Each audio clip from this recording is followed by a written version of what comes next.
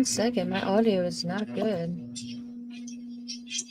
1 second. 1 second. My audio 1 second, guys. 1 second.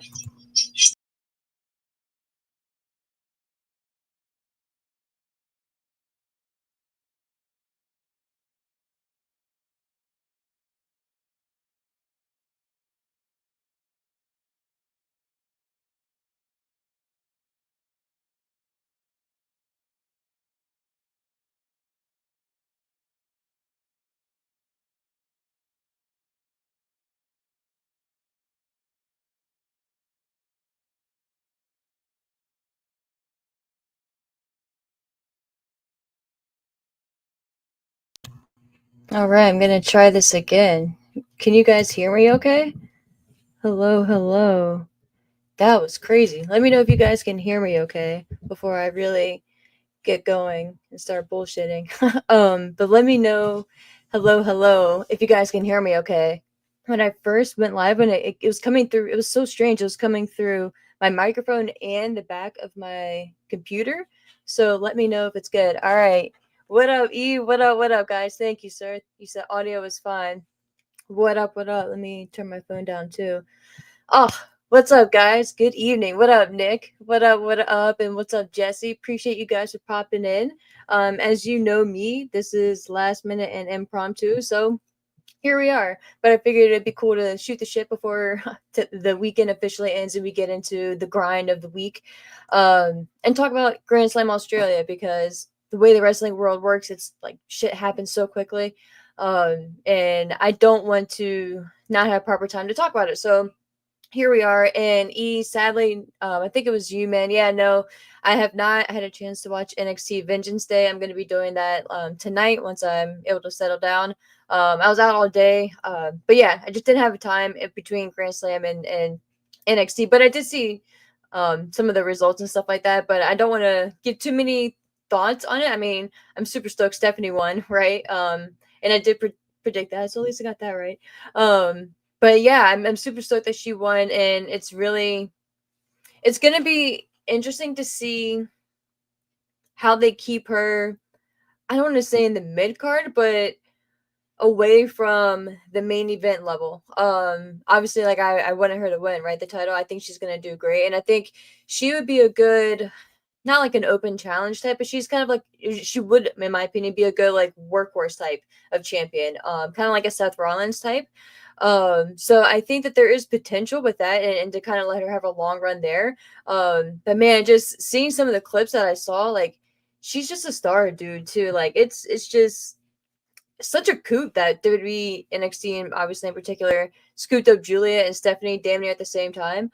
And then now, of course, getting Jordynne Grace into the equation with everything. I just think it's a good time to be getting back into the NXT product, and I'm super excited for it. It sucks that there's we're over. It's what do they call it? An abundance of riches type thing. Like us as wrestling fans, like we have so much shit to watch lately. And nowadays, obviously within the past few years in particular, it's really picked up with streaming and everything. But man, like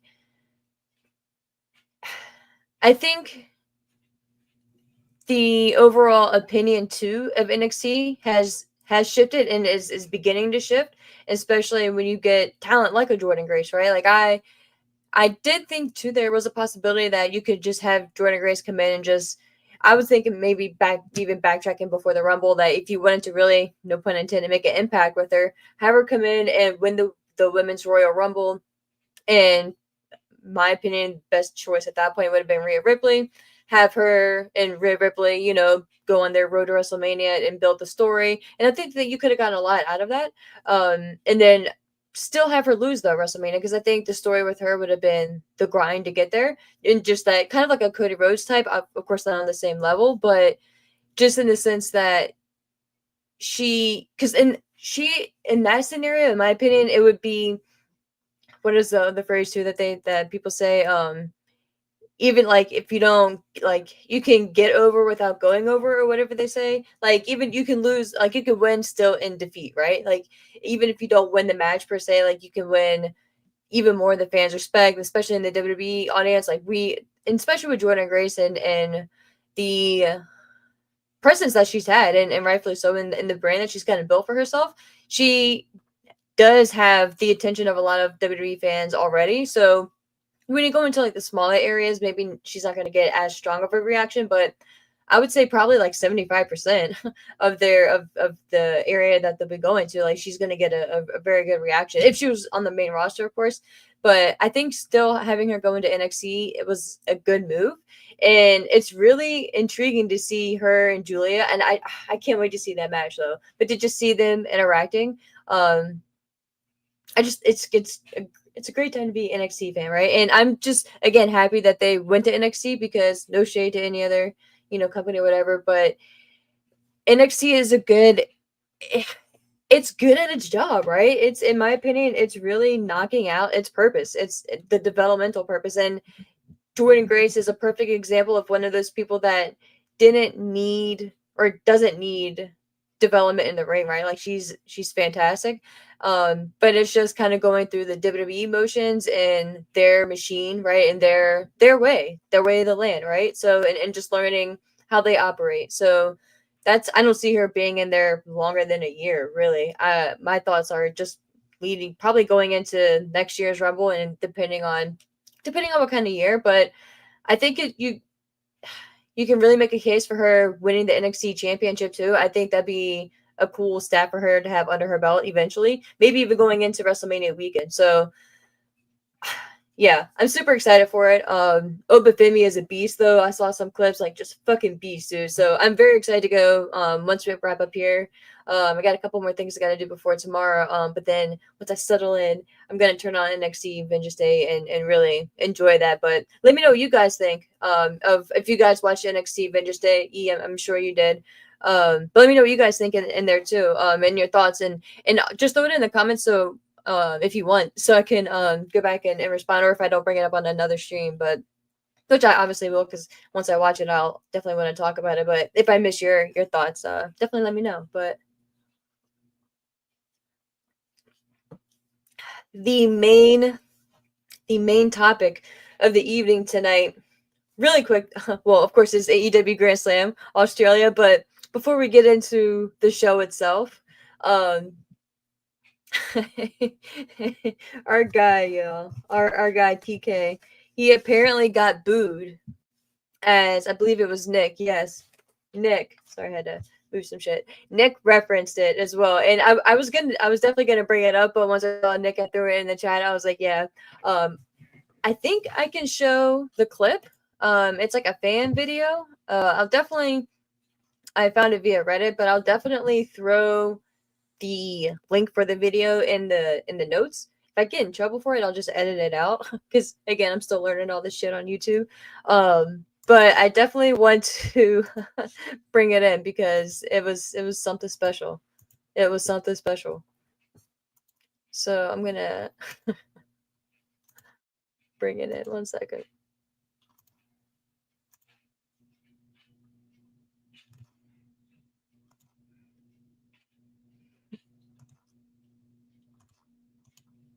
All right.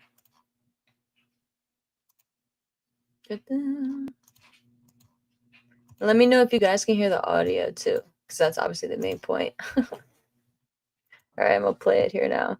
But yeah, shout out to, well, this. Oh, I think, and again, I stuck with Reddit. Like I'm just now kind of fucking around with Reddit. But the OK Garcia 5605. I think that's the person who posted this. I don't know, but like I said, that's why I'm gonna link it, because I'm gonna give credit where credit is due, right? But yeah. Here we go. Let me know if you guys can hear it once I hit play. If not, I'll run it through a couple times, because it's only 19 seconds, their clip here. It's a dream come true to be here in this arena. Thank you all for being here tonight. This is going to be one of the best nights ever in AEW. And we appreciate you all being here tonight. Thank you. Can you guys hear that? Could you guys hear the clip? Yo, it's I kind of feel bad for even like chuckling at it. But it's just, I'm gonna play it one more time. If you guys can hear it.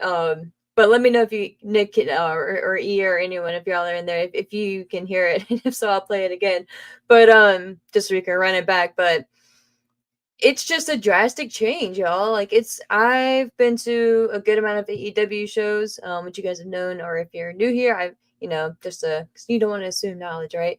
But I've been to my fair share of AEW shows, right? And sometimes I think it's almost even unfair to compare the current day shows, or even within this past year show of like time frame shows, to the early days, like 2019, 2020, 2021 time frame. Because it's like it's drastically different. And the reception that Tony Khan, like, I have videos in my phone, like, of him just like, of people just like cheering and just like going crazy for Tony, right?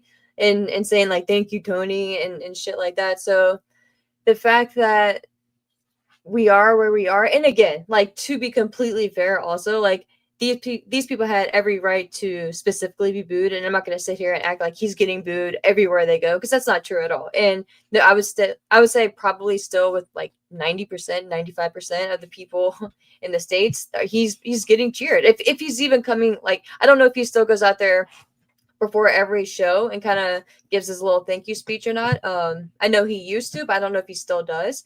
But I feel like if he was getting booed a lot, or if it was like a weekly thing or anything like that, or even if it was just a one off, people are gonna want to post that shit.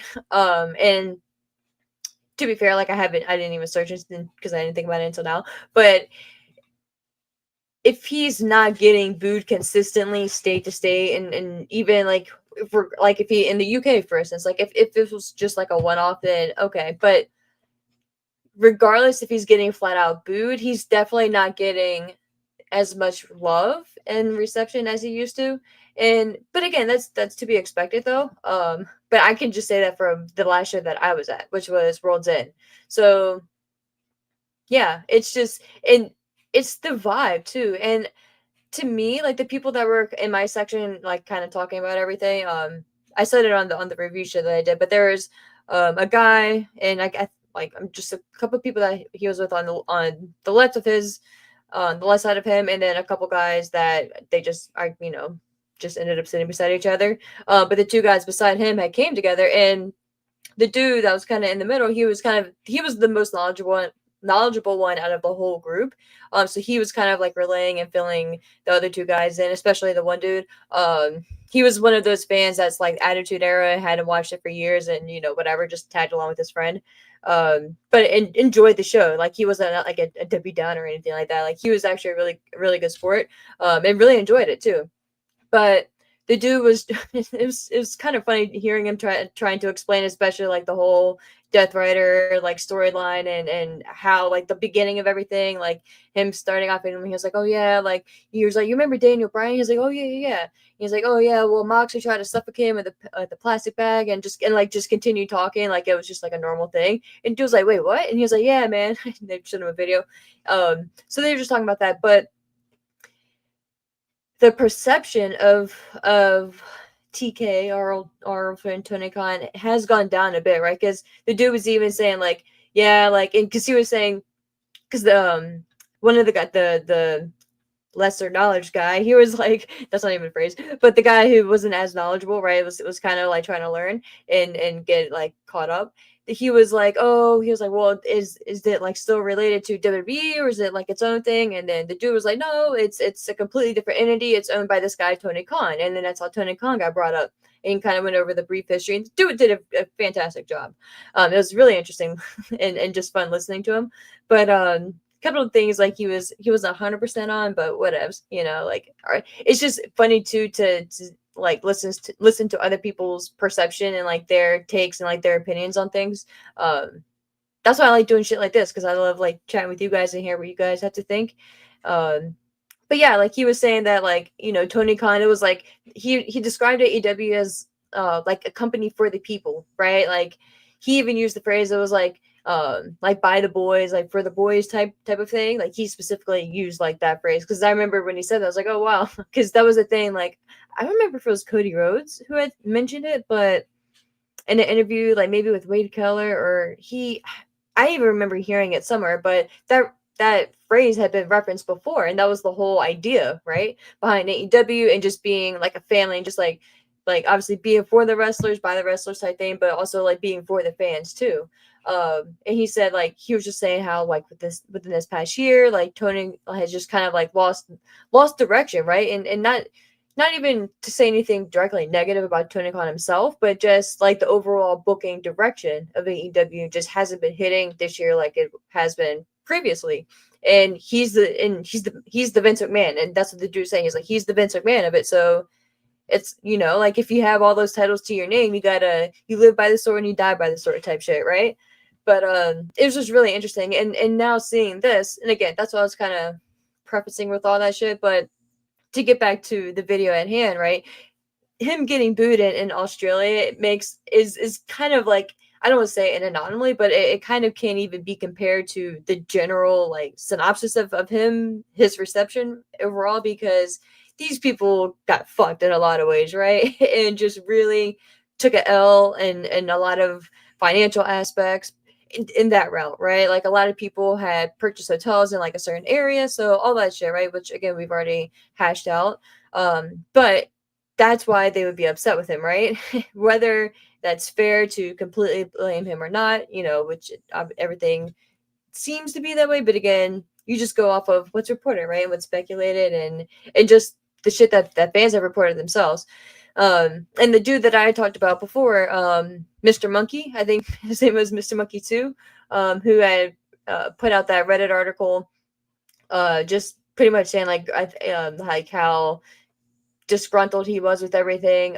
He commented on that video again, and he said that they pretty much ended up enjoying the show and type shit. I don't want to misspeak in his words because I don't have the exact phrasing up, but he said overall they really had a good time, which I was super happy to see. But he was upset that they actually apparently had ended up censoring some of their chants from the television, like the broadcast that we saw, which I thought was pretty interesting. But I asked him a couple questions too. So once I go back and I read his full response, I'll share it with the chat, right? I'll share it with the fam. But yeah, okay, cool. You said you could hear it, so I'll play it again one more time. I'll run it back.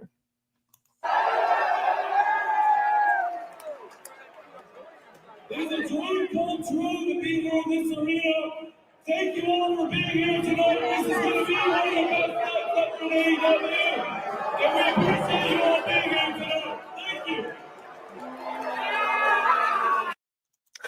All right. And again, I'm not going to sit here and try to just like take that and just throw it across his entire perception now, because these people had a completely different type of situation than the average AEW show and fan has, right? But yeah, but all that aside, it is pretty fucking telling, and it does suck. And I wonder what the brain of Tony Khan was thinking and the heart of Tony Khan was feeling, at that moment. Like, because again, to be fair too, like, I obviously, like, I don't know the dude, right? But the shows that I've been to and his interactions with the fans, and even when I was at one of the AEW or tapings that they used to do here at the Universal area, and after the show, I don't know about each show, but I think it went to 3. And 2 out of the 3, at the end of the show, he would go around and take pictures with the fans and everything. And he would give you maybe a minute of time, which doesn't sound like a lot, but it is a big deal, like, he's fucking billionaire. Like, first of all, he doesn't need to go out there, period, right? But the fact that he did, and he does, and he always, in the majority of the shows that I went to, he always addressed the fans. I think it's cool, and even in Chicago when, well, I mean, that was a completely different situation because Punk was coming back. So that's another anomaly. But even when I'll say in Chicago, obviously I wasn't at this one, but when, for instance, when it wasn't, like, a lot of people probably wouldn't put themselves out there when he suspended Punk back when all that shit happened, like Brawl Out, was that the, yeah, that was the moniker for that. But when all that bullshit happened way back when, at the media scrum and all that, oh, man, what a time. But shit was crazy. He went out there to that Chicago fan base, and I forget the exact wordage that he said, but he went out there and addressed the fans, you know, and he didn't need to do that. So props to him for doing that. You know, there are a lot of interviews and in media scrums, period, that he'll say, "Oh, I can't talk about that," or like, "I can't answer that," or whatever. But when I think maybe he could, but that's just my opinion, and again, it's easy for us to kind of judge from the outside because we don't know a lot of probably the majority of the shit that is um included in a lot of the stories or just of the events, right? And the shit that happens, right? Like we only know a certain portion. But yeah, man, like I will always have love for Tony Khan and appreciation for Tony Khan, but like again, like you can, when shit sucks, you gotta say when shit sucks, which we will definitely be talking about because one match in particular, I just thought was like just I'm not gonna say a shit ending, but I was like, really? Like this is how the match is gonna end. So I'll get to that here in a second, but let me see what you guys have to say before we get into the card in particular. 1 second, I'm gonna gotta pull up the results. But yeah, and let me know what you guys obviously thought too of the show if you haven't already. Definitely want to know your thoughts on certain matches and stuff because obviously we'll be going through it. And thankfully, again, it was only a 5-match card, so it's not like we're gonna be here all night. So it won't take up too much of you guys' time. But some of the reactions in the booking, I was kind of disappointed on. Like I said, definitely one in particular. But overall, I think the show was a big. It felt like a big deal, right? And it in a lot of ways it did feel like a pay-per-view. So I will give him props for that, and I'll give them props for that. I don't know if you guys and I don't know if I referenced it on the preview show that I did yesterday on One True Sport over on their YouTube channel. Do that every Saturday morning live at 10 a.m. But there were reports that Tony Khan either misjudged or didn't account for certain weights or something to that effect for delivery of the ring. That's just like the bare minimum that I know, and the bare minimum that I saw was like in like a couple tweets. I don't know if there's like a specific article out there. I'll see if I can maybe find that here too. But if that is the case, I it if that's the like I laugh because I feel like that's some shit that I would do. I'm not even gonna lie. I'm not even gonna front. Like I just I just feel like it would be like one of those like obvious things that you're just like, oh, of course I'm not gonna forget that, and you fucking forget that. So I'm not even gonna front. Like you would hope at this stage, at this point in the game, right at this stage, whatever phrase you want to use, that would be like just like almost like routine, like he just does it automatically, like whomever does it. But to be fair too, like is Tony Khan really the one specifically that's like, okay, like I'm like make sure we order the rain? Like no, like you would think that he has people for that, right? Like I mean, like again, the dude's a fucking billionaire. Like I'm not saying that he has like assistants for all that shit because I don't really get that vibe for him, but he definitely has fucking people helping him out. So I'm not going to necessarily blame him for that, but again, at the end of the day, like it is your company, it is your people. Like you being a man, that's why being a manager sucks too. And I was actually just telling my manager that the other day because we were talking about some shit and just advancing, and I was like, I just have like a real issue with control. Kind of like peek behind the curtain, right? I very much like just being in control of myself and not having to worry about anyone else. Like it's not that I don't like being a team player or anything like that, but I don't want to have to worry. Like I don't want me not to get 100 because someone else didn't do their job. You know what I mean? And not even saying I would get 100. Like I don't want me not to get like the highest grade that I can get, whether I fucking passed or I failed because of someone else. Like I want to pass or fail on my own, right? And that's why I like being like just being a manager sucks, and I've been one in the past, and that shit's just not fun. Like, like people like, yeah, like the pay could be nice depending on where you're at, but it's like, bro, like I don't fucking know why so and so like got like like got this number or like didn't do this. Like I don't fucking know. Like I can make excuses or I can like hypothesize, right? But maybe they just didn't want to fucking work that day. I don't know, and like that's not a good answer. You know what I mean? So that's why like you live by the sword, you die by the sword type shit, like I said earlier. So again, man, do I think like Tony Khan is the one specifically the one like making sure like the ring is delivered like city to city? I probably not, but at the end of the day, like he is the fall guy, which sucks. You know, it is what it is.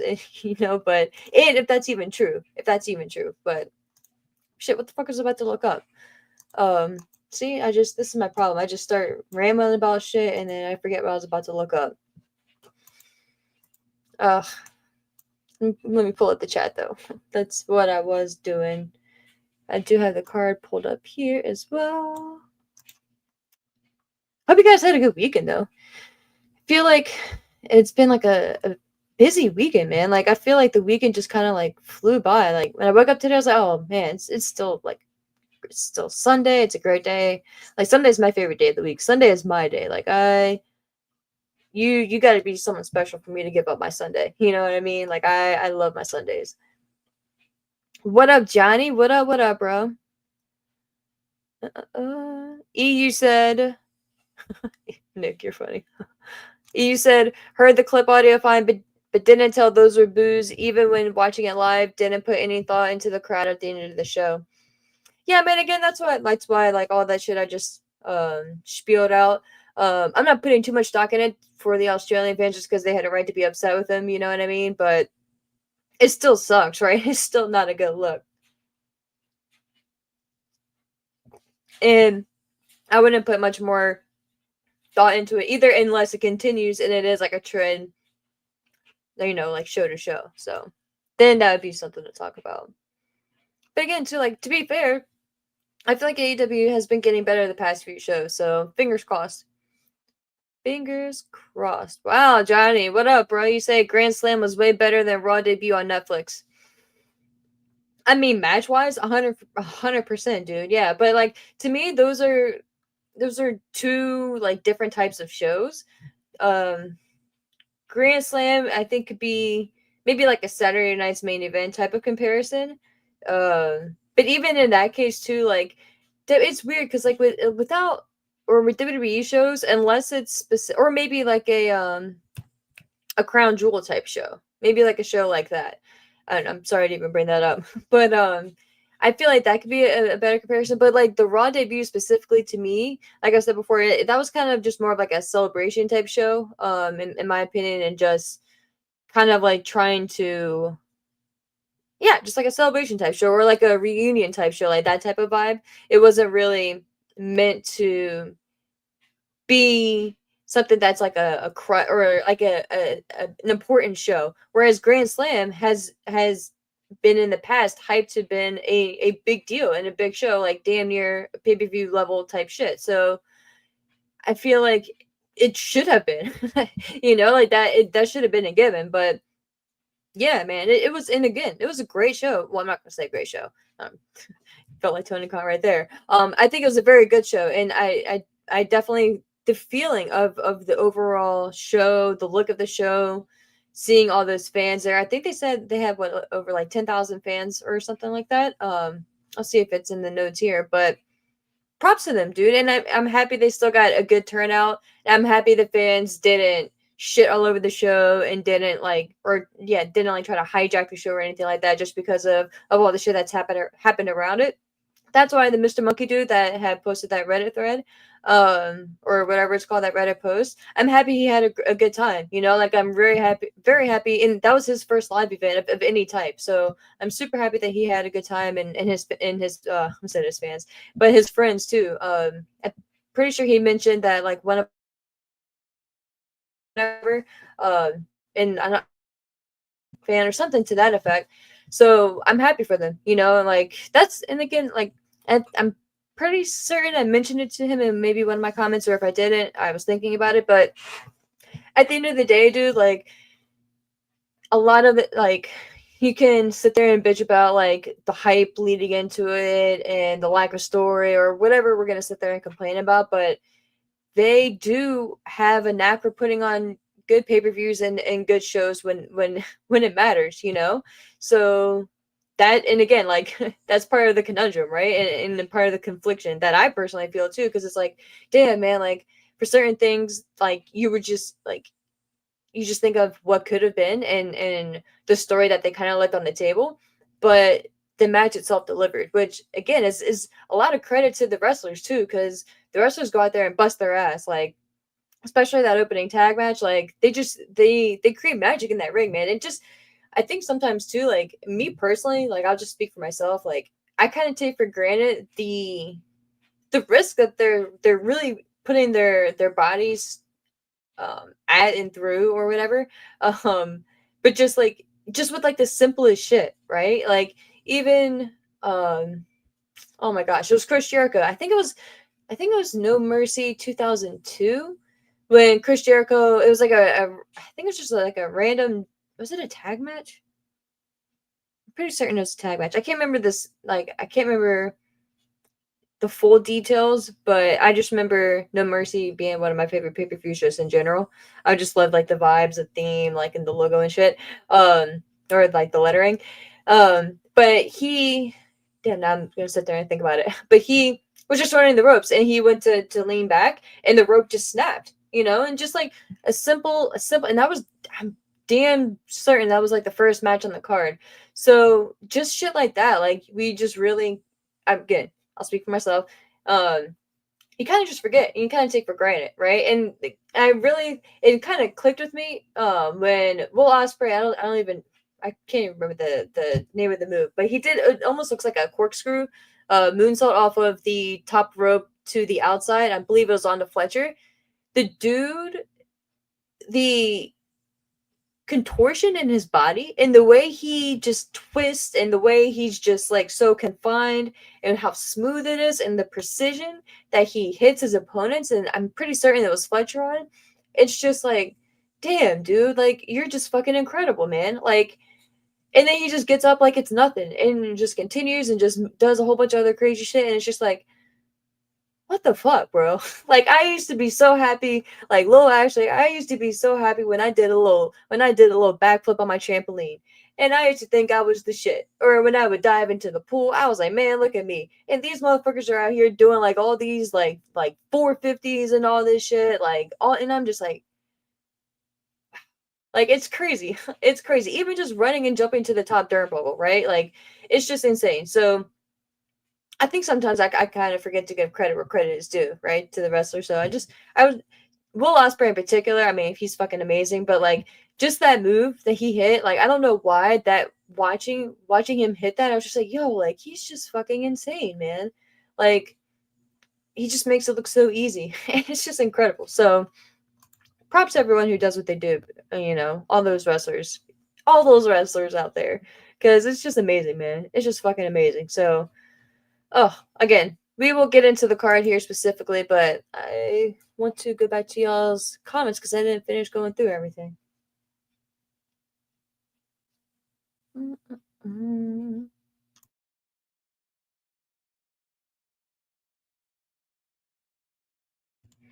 What up, baby? What up, bro?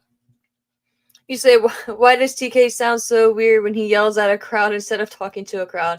The dude, he's just over animated, man. Like, he has done that at like damn near every show that I can remember. He's just super over animated. He like over modulates into the mic, which is just like it's crazy because like when he does regular interviews, he's not really like that. But I think it's just probably like the adrenaline that he feels and just the emotion being at the shows. And again, like because you can never say like none of us can ever say that Tony Khan doesn't give a shit, you know what I mean, about his fans and or I'll say about wrestling period, you know, like some decisions that he makes, it's kind of like, you know, like what? But and again, that's to be expected too, because I mean they're what going on 6 years now, so that's crazy to think about. Crazy to think about, but I don't know. Some of the things that he doesn't answer to though, I'm just like, really, dude, like just you can just say a little bit. Just give us a little something.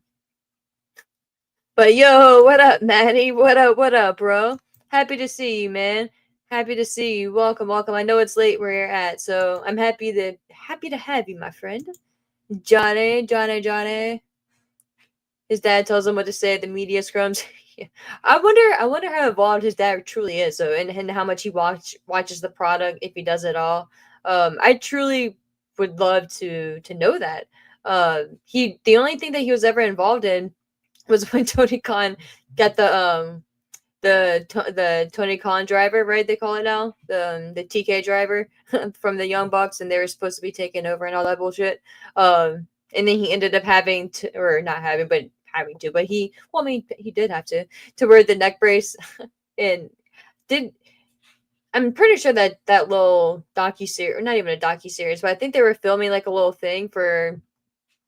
Was it like a draft, not 360, but like a draft like week special or some shit behind like the owners? I don't know. They were filming something for the NFL for draft week, I believe. But and again, he keeps it alive, man. He keeps kayfabe alive. It's great. Yeah, you're funny, Johnny. Dude, Maddie, fucking does, bro. The NBA All-Star Weekend sucks now compared to the 90s. Fuck yeah, dude. And did you see that bullshit Chris Paul did in fucking Wemby, bro? Like cheating, and I don't even blame Wendy. I blame Chris Paul, man. Fuck that shit. Cheating in the skills challenge, bro. Get the fuck out of here. Get the fuck out of here. And then he wanted to be all annoyed when he got disqualified. Fuck off, man. Like I was just like, really, bro? Like really? Like uh, at least make it, at least just like throw bricks, like at least make it look like you're trying to throw, like, you're trying to shoot, but like just like throw it up there. But like, he was just doing like that. Like, come on, dude. Like, fuck out of here with that. Fuck out of here. I couldn't believe that. And he, like, I'm not gonna get into it because that shit just really frustrated me. And the dunk challenge is, it's just kind of more like, it's like like dude's fucking like insanely talented, right? Like Mac McClung or whatever his name is. Um, all of them, period. But it's just kind of taken a life of its own. Like now, I feel like it's more a matter of how high you can jump and what can you jump over, rather than like the actual. And I don't want to say the skill because it takes mad skills to do it, but just like the art of the dunk itself. Like. And it's crazy to go from them showing like clips of of Vince Carter, like the just magistry that he performed, and then going into just kind of like the show performance that it is now. So I don't know, man. I don't know, but and I don't really know. I haven't been paying too much attention to to this portion rather, but apparently there's been a lot of talk of like NBA ratings like going down recently, and just like on a downward spiral. So that sucks. But I mean, shit, like what you're doing now, like that. I wonder why, And then fucking what, Jello performing? That's just, come on, fucking come on, dude. And just watching the fans, like watching the audience, was just like hilarious. Hilarious. What up, Sean? What up, bro? I am here. I am here. Yes. Oh shit, yeah, that's what I was getting back to. Yeah. Thanks, dude. Fucking went on my tangents again. But yeah, so I don't know if I ever finished that thought. I never finished the thought. But I was saying earlier that I referenced it on the shows that I do over on One True Sport and live on Saturday mornings, that apparently, yeah, because I went on my whole Tony Khan spiel, but apparently they weren't able to, either they weren't able to send the ring or they couldn't send the ring. I don't know, but they had to rent a ring or get a ring from the local indie scene, like some of Kyle Fletcher's friends or whatever. And it was like 16 by 16. The apron was too big and some shit. And if you notice, like they didn't have any ringside steps. They had like a little like those like almost like a little wooden like black steps, which I thought they're actually kind of cute. I thought it was kind of funny though. I was waiting for like Moxley or someone to just pick those up and just like smash them over. Maybe they did and I missed it, but I just a missed opportunity if not. But then I guess no one else could have gotten in the ring, right? Unless you slide in. But dude, like if that's what I was saying, like if that's the case, like just fucking LOL. But honestly though too, like what's more cost effective? Shipping your ring and shipping all your shit, or renting one out? Now again, it's a big deal though if it's a different size ring, But I don't know. That's just hilarious. It's just fucking hilarious. Oh, yeah, Nick. For sure. It always, yeah, dude. Yeah, fucking, oh, Braun in particular, dude. Yes. Like, yeah, dude. Just, I don't even want to think about that. That'd be terrifying. Dun, dun, dun.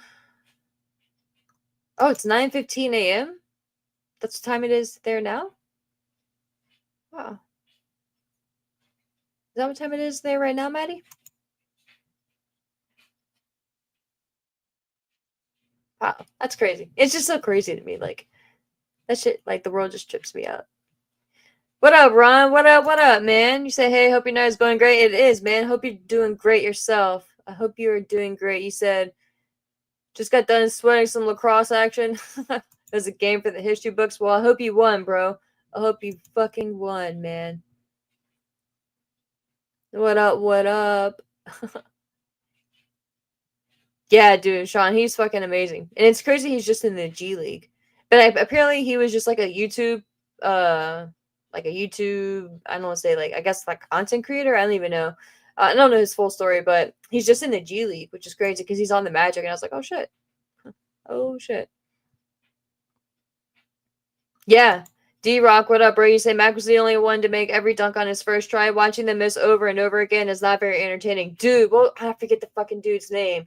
But he missed, like, I thought he was just going to miss every shot. And I felt bad because the dude who was fucking looked like he was in his pajamas just, like, was just doing terrible. Like, he was supposed to, like, throw the ball against the side of the backboard, and it didn't go off the right way. I just felt fucking terrible for the dude. Like, I was cringing for the dude. I was like, oh, just stop, dude. Just stop. It's okay. We ain't gonna be mad at you, bro. Yeah, okay. Damn. Happy Monday, bro. Happy Monday to you. It's so crazy you're in the fucking future, man. Like, isn't life is just fucking just crazy, man, and just time, and it's just wild, man. It's just wild. Well, I hope you have a good day, dude. I don't know if you're about to go to work or whatever, but it's just fucking crazy. Fucking crazy. You're on the West Coast. Gotcha. On the West Coast. West Coast on the west side. All right, man. All right. So let me pull up the actual card and let's get into this shit here. Now that I've just kind of rambled on and on for a decent amount of time too. Sorry, guys. But Grand Slam itself. I was trying to see here too if they had an official ticket count on this report. I'm actually gonna go. Let me see if my guy Jason Powell. My dog is making her place right underneath my desk here. So if you guys hear her, or if she pops up here, sorry about it. Are y'all watching that LG show? Have y'all seen that? Thoughts on that? What an interesting group of wrestlers and legends they have, right? Undertaker, Bubba Ray, since he's in WWE, Mickey James, and Booker T. Very interesting little grouping there. I've heard it has like a feel and a vibe of like Tough Enough, but I've barely even seen a clip. I think I've just seen a couple still shots. What am I looking for? Oh yeah, the live review. Jason Powell always has his shit on deck, and I will throw his. If you guys haven't checked out ProWrestling.net though, for real, and Jason Powell, definitely check him out. I love the work that he does over there, and the breakdowns like that he does of the matches. It's very easy to follow. Check that shit out. I was seeing if he listed a total count here, but I know it was definitely over 10,000. So props to them. Again, it ended up being a decent turnout. And whether, you know, the world will never know what the actual count would have and could have been had they not left Suncorp Stadium, I believe the name of it was. But I'm happy they did to it, and like it didn't have to be this whole negative thing. Like if they just handled it properly, but you know, it is what it is at this point. It doesn't even matter at this point because shit's over with. All right, but And what do you guys think of the commentary team? So, what do you guys think specifically of Tony Schiavone? Because I have always been a lover of Tony Schiavone, man, but lately, I don't know. It's just been, I feel like it's just too much of a, oh, I love AEW, like AEW is great type thing. Like, I, and it's just like the, like, oh, what a show. What a great atmosphere. Look at the fans. Like, I don't know, man. Like, I'm not questioning his love or his passion about it or anything because it's obvious, right? But it's just not really like I don't know. It just is the kind of like it just kind of hits me weird. It just kind of hits me like kind of too businessy, like too I don't know. I don't know. It just kind of like stood out to me. Um, I think he was just like, and maybe again, rightfully so, just trying to, excuse me, put over the fact that they had a great crowd, but he just kept like he referenced it a lot. Look at the fans. It's just like, oh, is it packed arena? Like like packed, like or crammed in here. And I'm just like, okay, like we get it, like y'all have a good turnout. Like, and to be fair, like I was saying, like y'all like AEW normally does for their pay-per-views. Like I think even just for World's End that I was at, like it was over 10,000. Again, I'm pretty certain. So it's not uncommon for them to do well on their pay-per-views. The weekly television is different, but and again, it's hard, man. But like, I don't know. It's just kind of been hitting me differently lately. But Nigel is good. Um, Excalibur is just why is he wearing a mask? Like he used to be a wrestler, right? But like I don't know. I don't know. I just wish they would kind of shake that up too. My opinion. Tony Schiavone is a great interviewer though. He's like a great mean gene for them. You know what I mean? I don't know, man. Like or even just like I don't know. Maybe I'm just being mean. But it of course opened with Will Ospreay and Kenny Omega facing off against Konsuke Takeshita and Kyle Fletcher, which I was surprised did not really receive that much love from his hometown fans, right? Like his hometown people. I was certain that he was going to get a good or yeah, like a good and great reaction, and he didn't. Like he got some love. I think a little bit of love for his entrance, but nothing like oh my god, like he's here, like he's our guy. Which I was surprised by. Like Osprey definitely got a much better reaction than Fletcher did, which I think is a good reflection on Fletcher. And I had jumped on his Twitter page earlier. I don't know. I saw something. But I just kind of like was scrolling through it a bit and the transformation that he's had, man, and just like looking at some of the pictures, you just like the dude is built, and he's just I have a really good feeling about him, man. Like I really think that he could be a Randy Orton type player in the future, man. Like he has that vibe and again, like this, I don't know, like I'm not gonna say like he could be like the face of the company, but I could definitely see him like being a champion at some point. Not anytime soon, that maybe like 2 years from now, which is why I wanted them to stay focused on him as a singles competitor. I will say like the tag team with him and Takeshita is cool, but I don't know. Like I prefer, especially with Takeshita being the international champion, which we'll get to in a minute. um, the direction with them isn't as a tag team specifically, right? Like, unless I miss something, they haven't made their intentions known that they're going for the tag team titles recently, or like a true drive for them. Takeshi's kind of been doing his thing as the champion, and obviously recently, or up until recently, Fletcher was going through the tournament and trying to become the Continental Classic champion or the Continental champion. So I don't know. And like, why would you want to put him back into a tag team? Is my thing too. When he clearly was right there, man, right there on being an upper card guy too. So I'm very excited for his future. But I was just kind of impressed that he didn't get the overwhelming love that people, myself included, kind of projected. And it made for an easier match flow too, because the majority of the fans were solidly behind, the good guys, right? And it was like who they should be, on paper, and booing it against the bad guys. So it worked out great in that regard. The match itself too. I already gushed about Ospreay, but man, like it's so good to see Omega back too. I love their entrances, right? Omega is like he and that when he was coming out like during his entrance, I was like, yo, like, is he really gonna go his whole career without ever going to WWE? And again, when I say that, I don't mean it, or I don't even want it or intend for it to be like, oh fuck you AEW, like jumping sides type thing.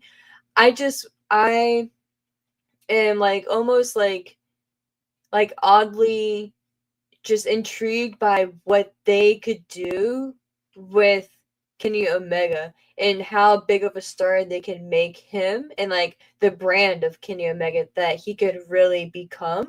Because just seeing what they did with Cody, man, like, and again, like it's different with Cody because they had a history with Cody and obviously he was with Dusty Rhodes and stuff like that, and like some, it's completely different in that regard. But with Triple H at the forefront, you know that they all have a vast knowledge and they're very much aware of who Kenny Omega is, what he's brought to the wrestling table, and the star that he is and that he could be, right? So again, I don't think they would necessarily have him come in and go into the WrestleMania main event right away, but I don't necessarily think they wouldn't either. So that's why I just think it'd be just so fucking like intriguing to see what could be, and not even in like a like and I.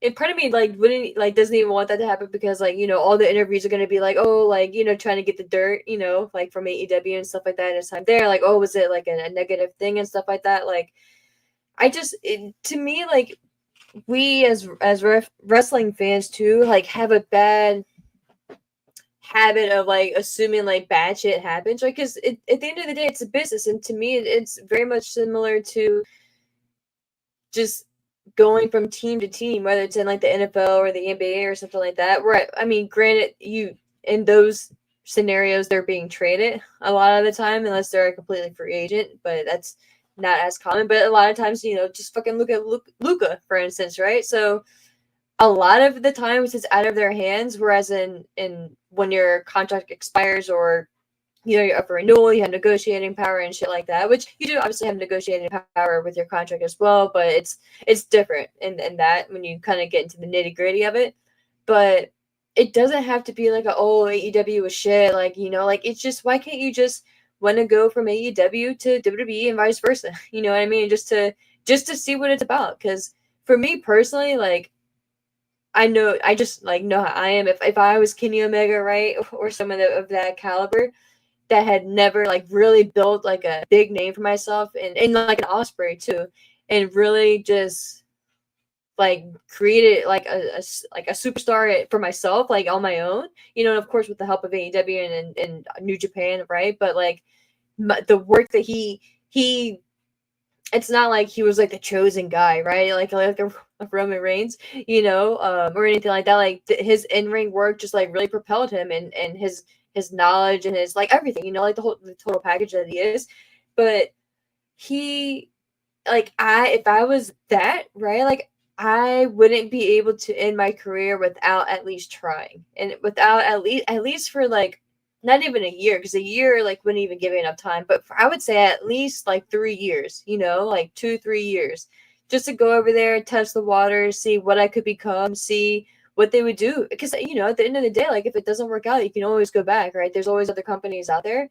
But man, like and to not at least like go over there to have the opportunity to be on WrestleMania, like bro, like, and to be in the Rumble and shit like that, like there's no way I'd be able to pass that up again, even just for a little bit, just to say I tried, just to say I did it, you know what I mean? So, but I think like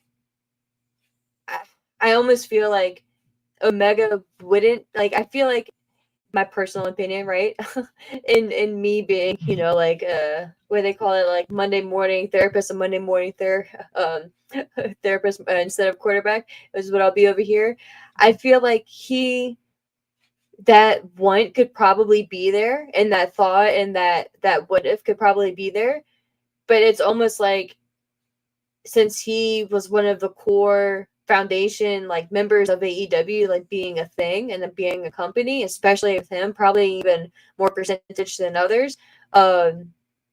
I just feel like he would probably feel like he's like stabbing them in the back type thing, or it would be like a terrible look, or almost like he couldn't, right? And that kind of like bums me out, if that's like even a thing, just because like it doesn't have to be viewed that way, right? Like with Cody leading, that's why like I wish too they would just talk about it, because with what Cody has referenced, it was like a personal thing or whatever. So I don't know. Like, it's just, I feel like a lot of speculation could be squashed if it was just addressed. But again, at the same token, too, it is none of our business. But just me personally as a fan, like, I'd love to see what Kenny could do. And Ospreay for that matter, too. But I just remember thinking, man, like, God, can you just imagine, like, a Kenny Omega entrance at, like, WrestleMania, dude? And just, like, oh, I just think that shit would just be incredible. Incredible. But yeah, that's my soapbox moment for Kenny Omega.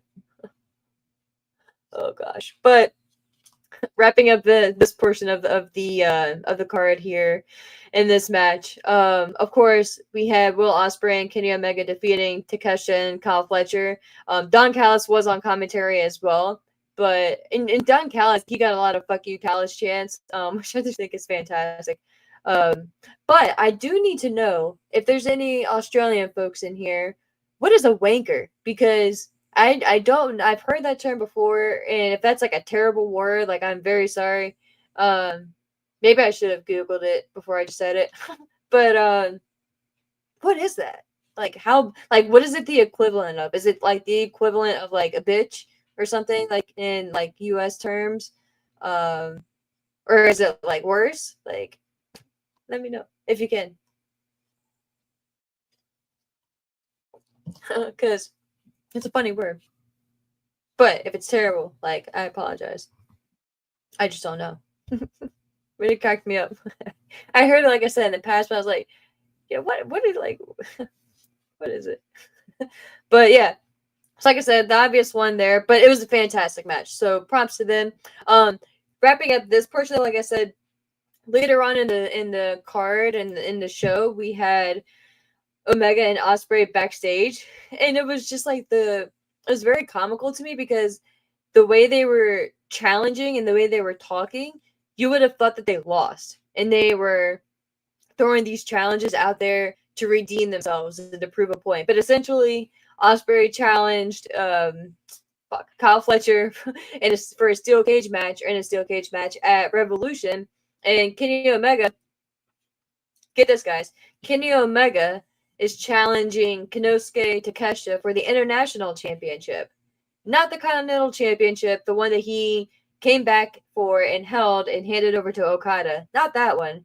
Okada, and it's fucking crazy too, because Okada was there. Like, he's on the same card. Like, what are we doing? Like, I don't know. I do know why. It drives me nuts because I was there. And I, like, like, you came back and, like, you didn't call him out, dude, but, like, you handed him the title and, like, visually gave him the challenge, right? And then now you just fucking, like, moved on. Now you're challenging and, like, calling out Takeshita, and, like, you won. Like, when I was sitting there listening to it, I'm just like, didn't y'all just win? Like, why are you still so angry, dude? Like, why are you, like, your anger is supposed to be squashed now. Like, you just won your match. Like, I get, like, you want to, I guess, challenge for some gold now, but, like, why are you still so angry? Like, I don't know. It was just, I feel like those should have been like stipulations made prior to going into this match, right? Like, if Ospreay and Omega win, then they're each going to get these two matches at Revolution, and if Fletcher and Takeshita win, then they get whatever, So I don't know. It was just very odd to me. Like, it was cool, right? Like, I love the fire, right, and the passion, but I was just sitting there like, yo, like, relax, my guy. Like, you just had a great match. Like, I get you can, like, and if you, like, just, I don't know, just, like, relax, dude, and just make a challenge for the title. Like, we don't have to be, you won. Like, you should be happy right now. Like, we don't have to be so angry. Like, go get a Shuey, right? Like, that's, or I guess he doesn't drink, but I don't know. But it just kind of cracked me up when I saw that shit. I was like, yo, like, what? Yeah, I'm gonna slide in the comments real quick. Oh, y'all been chatting. Y'all been chit-chatting. Let's see.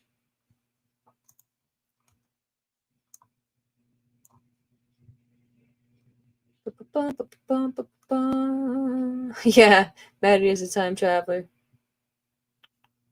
Sean, you said Chris Paul is your favorite player, and Wimby was the one behind it.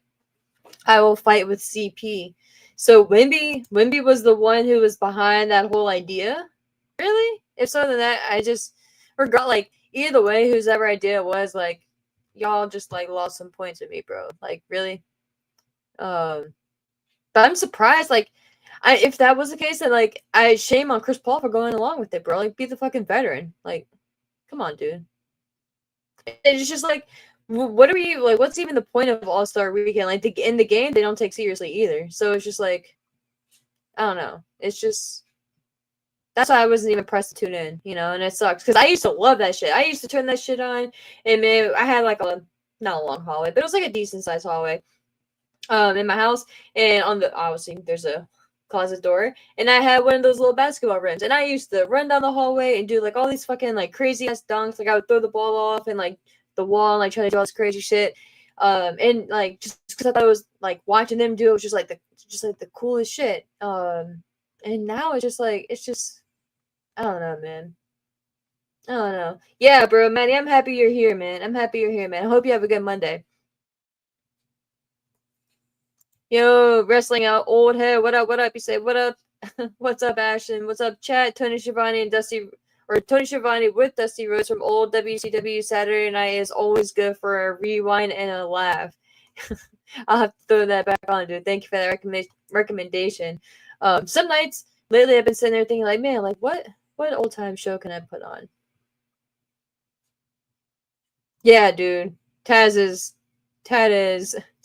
great. Where's Rewind 89 for Taz? I think that's that's the dude who fucking loves Taz. What up, Cody? What up? What up? Hi, back. Yes, dude. I did enjoy the show overall. I did. I think it was a pretty good show. That feeling, like I said, that they gave the show and that the show ended up having overall, I think was solid. So I think overall it came off well. Again, they did fucking screw them over, but I'm just glad it's done and over with now. And I feel for the Aussies over there. Aussies. Ugh. But yes. Cody, you say you think Cena gonna get that 17th title before he goes to movies full time? I do, man. I do. Cena is, a class act though, and I could see him making a case for not like officially getting that 17th title. I don't think it's gonna be at Mania though, and I don't think it should be at Mania, but I do think he's gonna get it.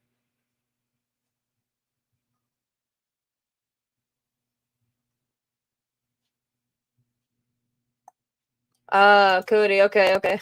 Means like F you, gotcha. Oh, okay.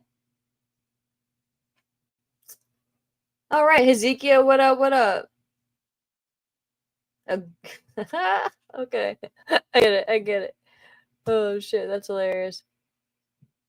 Yeah, Ezekiel, you say I just think Kenny is too comfortable to leave. He's getting paid. He's around his friends. He's got his gaming channel, and he's working relationships with New Japan. I know, man. Just fucking bums me out.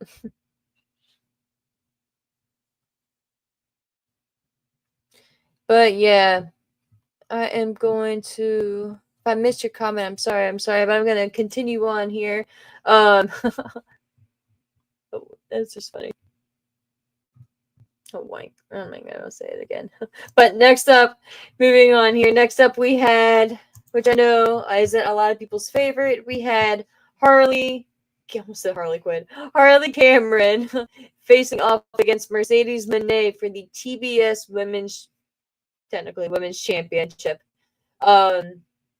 Again, if you've listened to me prior, you know that recently I have really just became a bigger fan of Harley Cameron. She's super talented, right?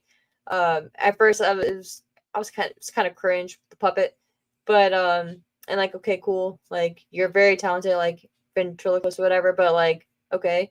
But I will say it kind of cracked me up a couple times. But the promo that she did, that video pack, not even video package, but the promo that she did that was like less than 2 minutes, starting off with a rap and then transitioning into her sitting down, the serious moment, like really, really got me and really hooked me in. And I did make a case for her winning the title. I figured she wouldn't. But I'm just super happy for her, and the promo that she gave following the match, I'll touch on here. I was just like really impressed with it too. But I think the match was pretty solid. You know, like I was really impressed with it. There was a couple moments that like weren't 100% smooth, but like, dude, like I sometimes I kind of enjoy that because it doesn't seem as choreographed, right, and as planned. Um, like she did have the moment with that puppet too. I knew there was gonna be a moment with the puppet. Like I told Sean, I was like, I knew there was gonna be a moment with that puppet, but so that's why it didn't bother me too much. But what it reminded me of, I don't know if you guys remember. I want to see if I can pull this shit up. Vince McMahon from WrestleMania 19 when he was facing off against Hulk Hogan, fucking coming up from the side of the ring apron. Oh my god! And, it's just fucking hilarious. See if I can pull this up really quick.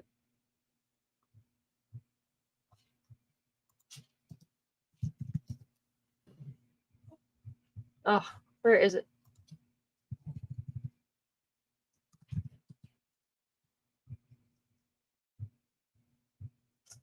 You can never find shit when you're trying to look for it, bro.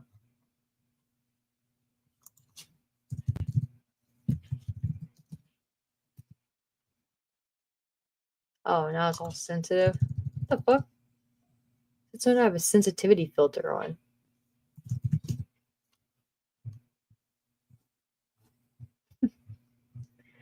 Oh.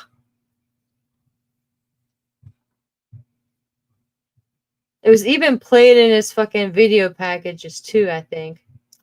Yeah, I'm sure you guys can fucking look it up. For whatever reason, it's just not. I can't find it right now. And then there's a fucking sensitivity filter on. Like, what the hell? Like, do you not know who I am? How old do you think I am? Like, come on, Google. But if you know, you know. If you know, you know. But so getting back to the important thing, and that is the match itself. I think this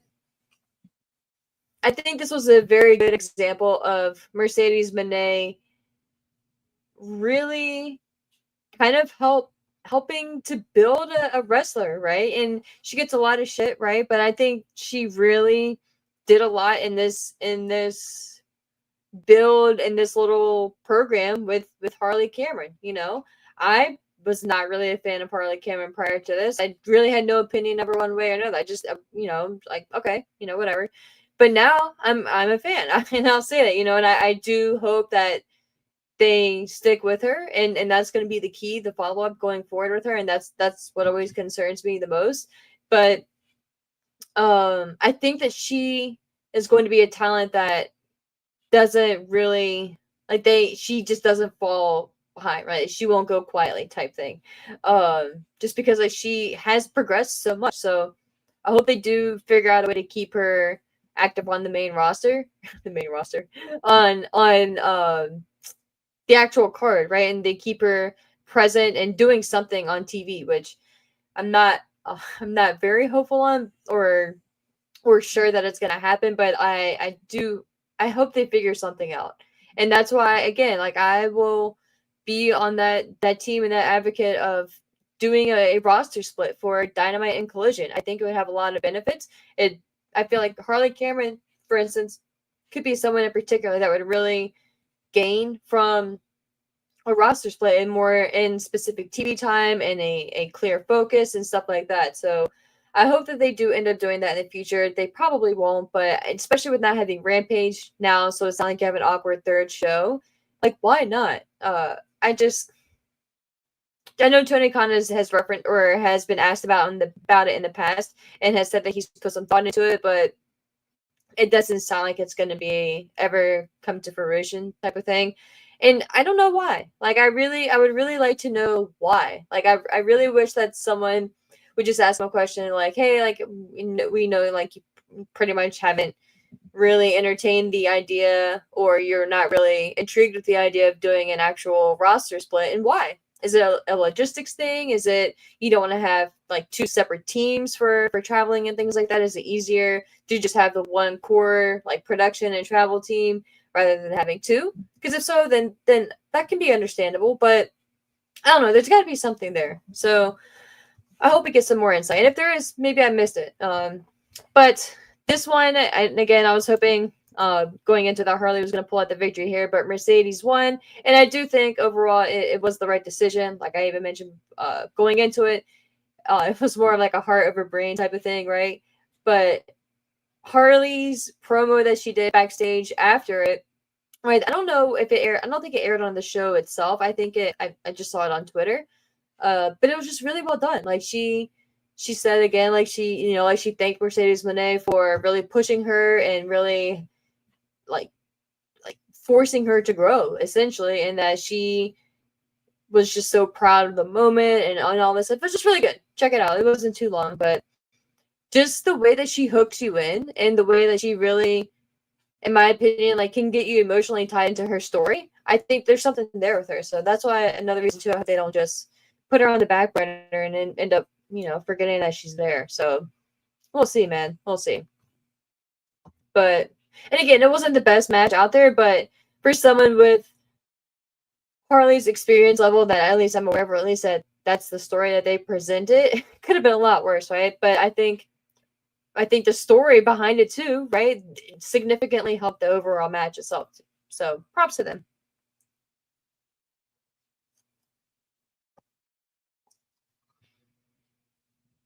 All right. And then next, and this was the match that I was referring to, we had the AEW World Champion Jon Moxley with his tag partner Claudio Castagnoli, of course, Marina Shafir, facing off against Adam Copeland and Jay White in a Brisbane Brawl match.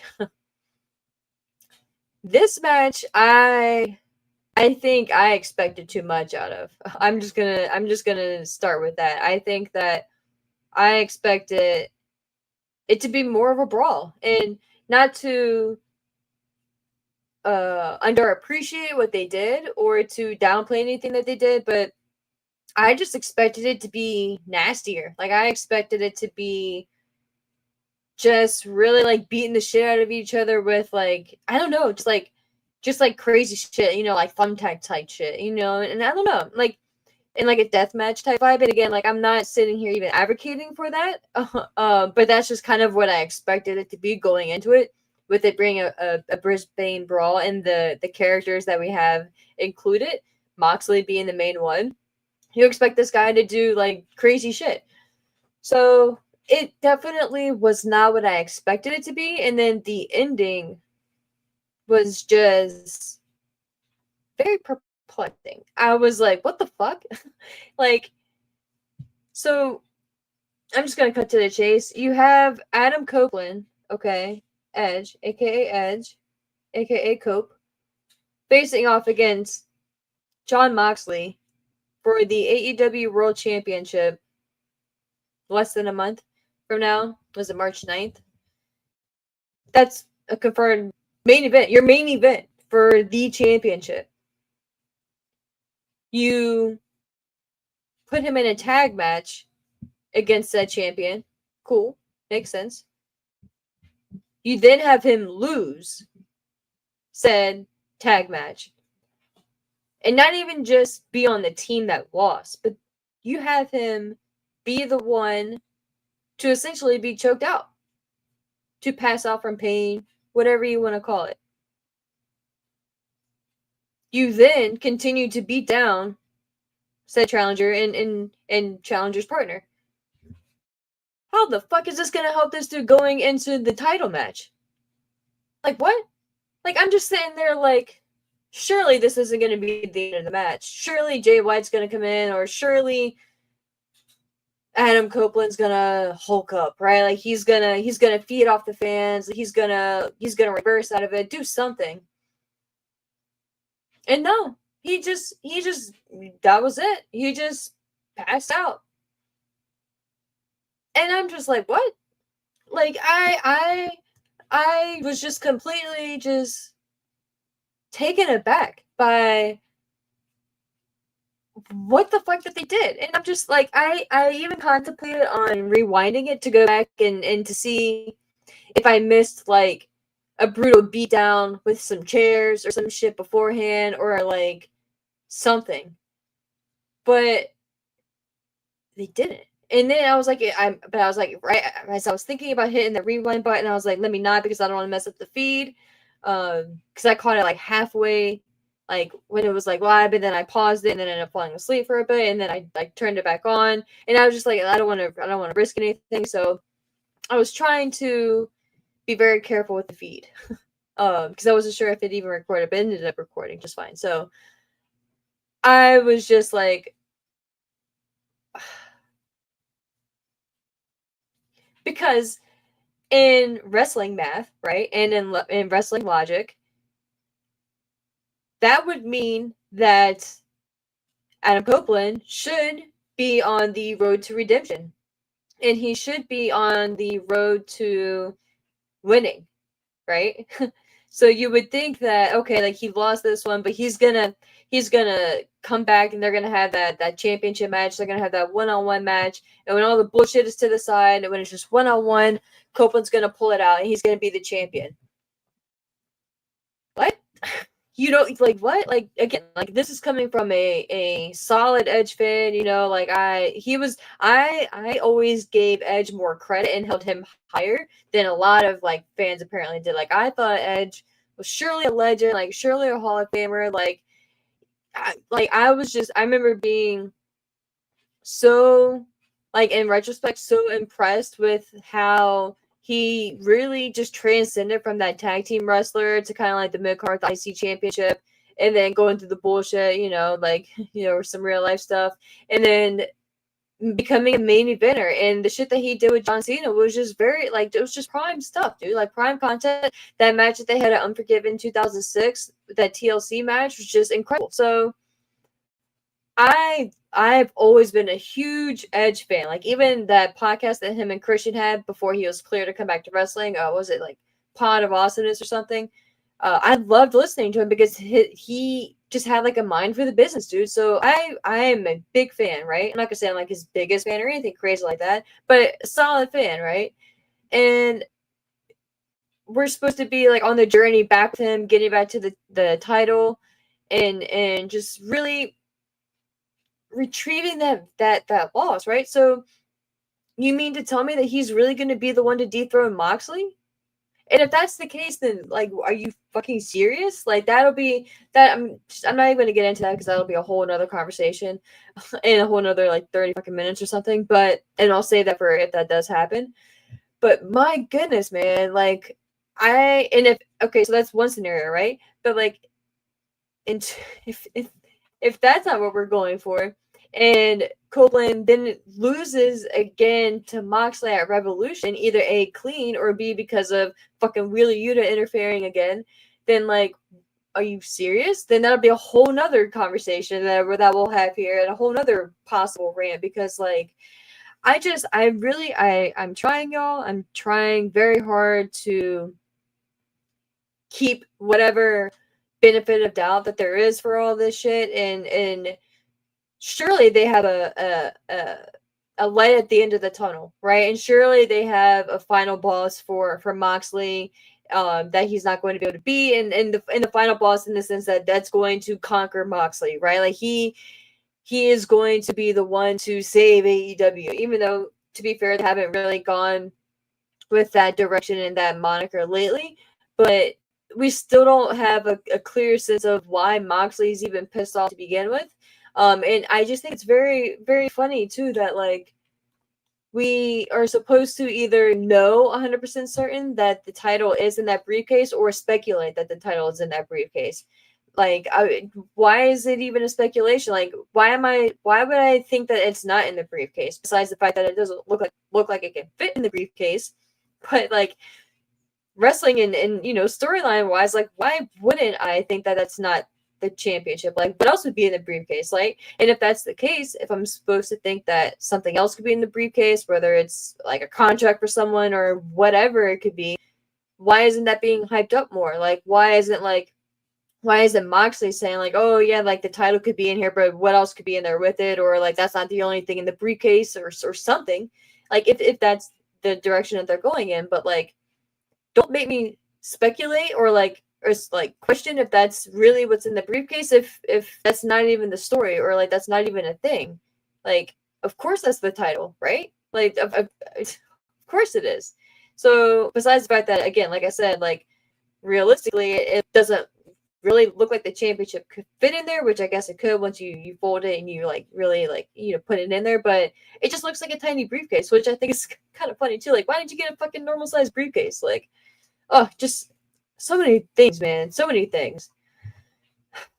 But the fact that Copeland, again, was the one to lose, and it wasn't even Jay White. And again, like, not that I'm even advocating for Jay White to lose, but if you're going to have the Death Riders win, like,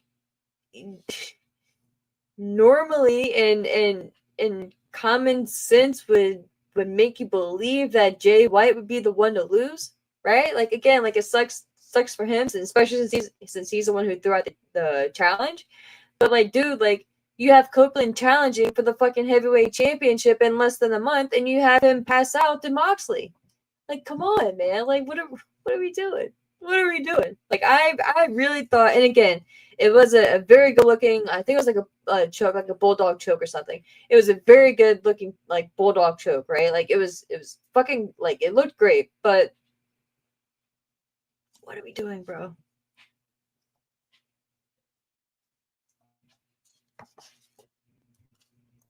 Oh,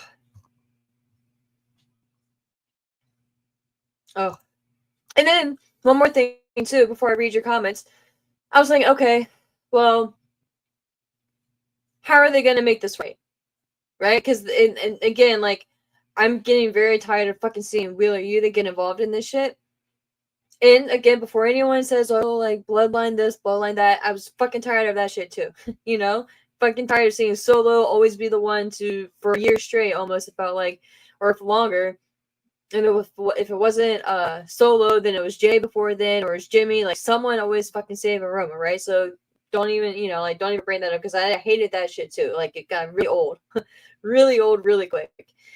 But and again, like that doesn't justify it either. Like that's why like people crack me up and they're like, oh well, WWE did this or AEW did that, and it's like so, like A, it was fucking terrible when they did it too, and B, that doesn't justify it. So like it always cracks me up, yo. It's like okay, it's like I don't know, like some people just crack me up, bro. That's why like I'm so happy like I don't get involved in a lot of this bullshit. And I don't even know like probably like 95% of the shit that happens online. Because the 5% that I do know is fucking laughable. Props to y'all who entertained that shit, because like it couldn't be me, man. It could not be me.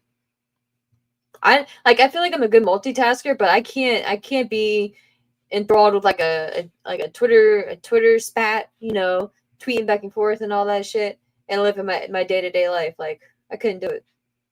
I couldn't do it. But also too, two more things, a good and a bad. Immediately after the match, like the fans were chanting something. The fans were, I don't know what it was. I don't know if they were saying, I don't know the word that they were saying or what, but they were just not happy with the finish either. And I felt so justified. Excuse me, when I heard their reaction, because sometimes I feel like, yo, like, like I said earlier, like, do I just expect too much? But when I heard their reaction too, I was like, I felt vindicated. I was like, okay, fucking right. Like, I'm not the only one sitting here. Like, what the fuck did I just watch? Because sometimes I'm like, too, I'm like, damn, did I miss something? Like, I always think it's me, right? Like, if something like a couple months ago, like the power went out, I was like, fuck, did I not pay the power bill? But no, it was the apartment complex. Like they turned off the power and shit. So I was like, oh shit. Yeah, is for some maintenance and like some emergency shit. And I was like, oh, we couldn't fucking tell me it's 4:00 on a Friday. Like you didn't think to tell people, but okay. But yeah, so I'm always thinking it's me. I'm like, oh shit, what did I miss? But yeah, no, like it wasn't me. And like when I heard that they were fucking just like not happy with the shit either, to say the least, I was like, thank you guys, thank you. And it makes me feel better too when the live audience really like just is vocal with their true thoughts. Like if you're not happy with some shit, like boo that shit. You know what I mean? Like don't just play along. Like boo that shit. But so that was the bad. But the good, Adam Copeland's entrance, bro, fucking amazing. The way that those fans sang his song, that was one of the best that I ever heard. One of the best renditions of like an audience singing a wrestler's entrance. It was just so well done. The cadence that they had, like carrying the song, like the same tones, like everything. I was like, very well, like fucking well done, y'all. Like great job. Like I was very impressed. And I actually may go back and rewatch that clip because I was just like, yo, like this is so cool. And you could see that it was really touching to Copeland, right? And it was really like getting him pumped up and emotional.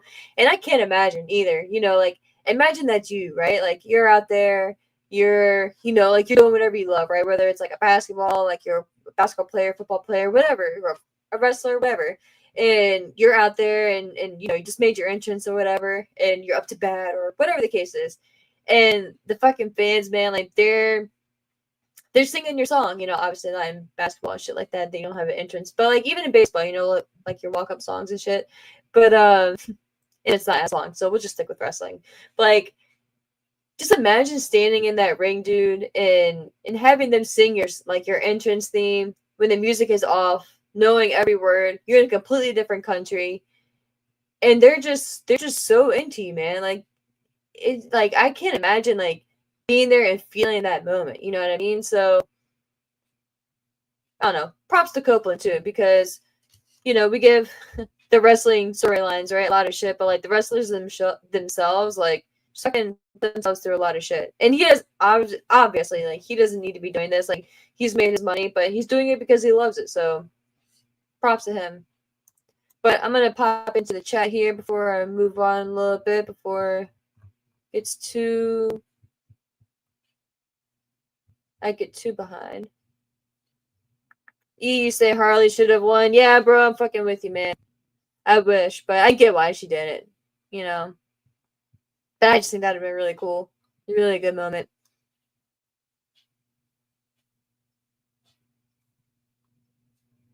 Dun, dun, dun. Yeah, Sean, to be fair, the reaction for Harley wasn't as big as I thought it was gonna be either, but Tony, or I was supposed to say Tony Khan. Tony Storm, on the other hand, which we'll be getting to. Maddie, enjoy that, my friend. Enjoy. It's just so crazy you're in the future, man. Maddie from the future. What up, Fernando? What up, bro? Nah, don't be sorry, dude. Like I said at the beginning of this, I'm fucking random as shit, and I don't give anyone notice, so it's on me, man. I just appreciate you popping in, dude. Appreciate you popping in and always dropping a comment, dude. I appreciate you. I appreciate that, Fernando. Again, splitting the roster would be a good idea. You think so too? I thought so too, man. It just makes sense, And again, like unless it's like a financial or logistics thing, like unless it's something like that, I don't see why not.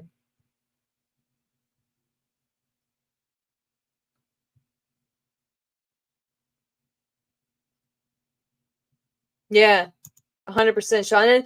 And I think you're referring to like the Harley Cameron thing that I was mentioning. But that one in particular, they should do that on Dynamite. And again, it's less than 2 minutes, I think, not even. And it hits you, dude. And so it won't eat up too much TV time. It follows up from something that you're hyping on TV to weekly television going into it. So if they don't, that's a big L.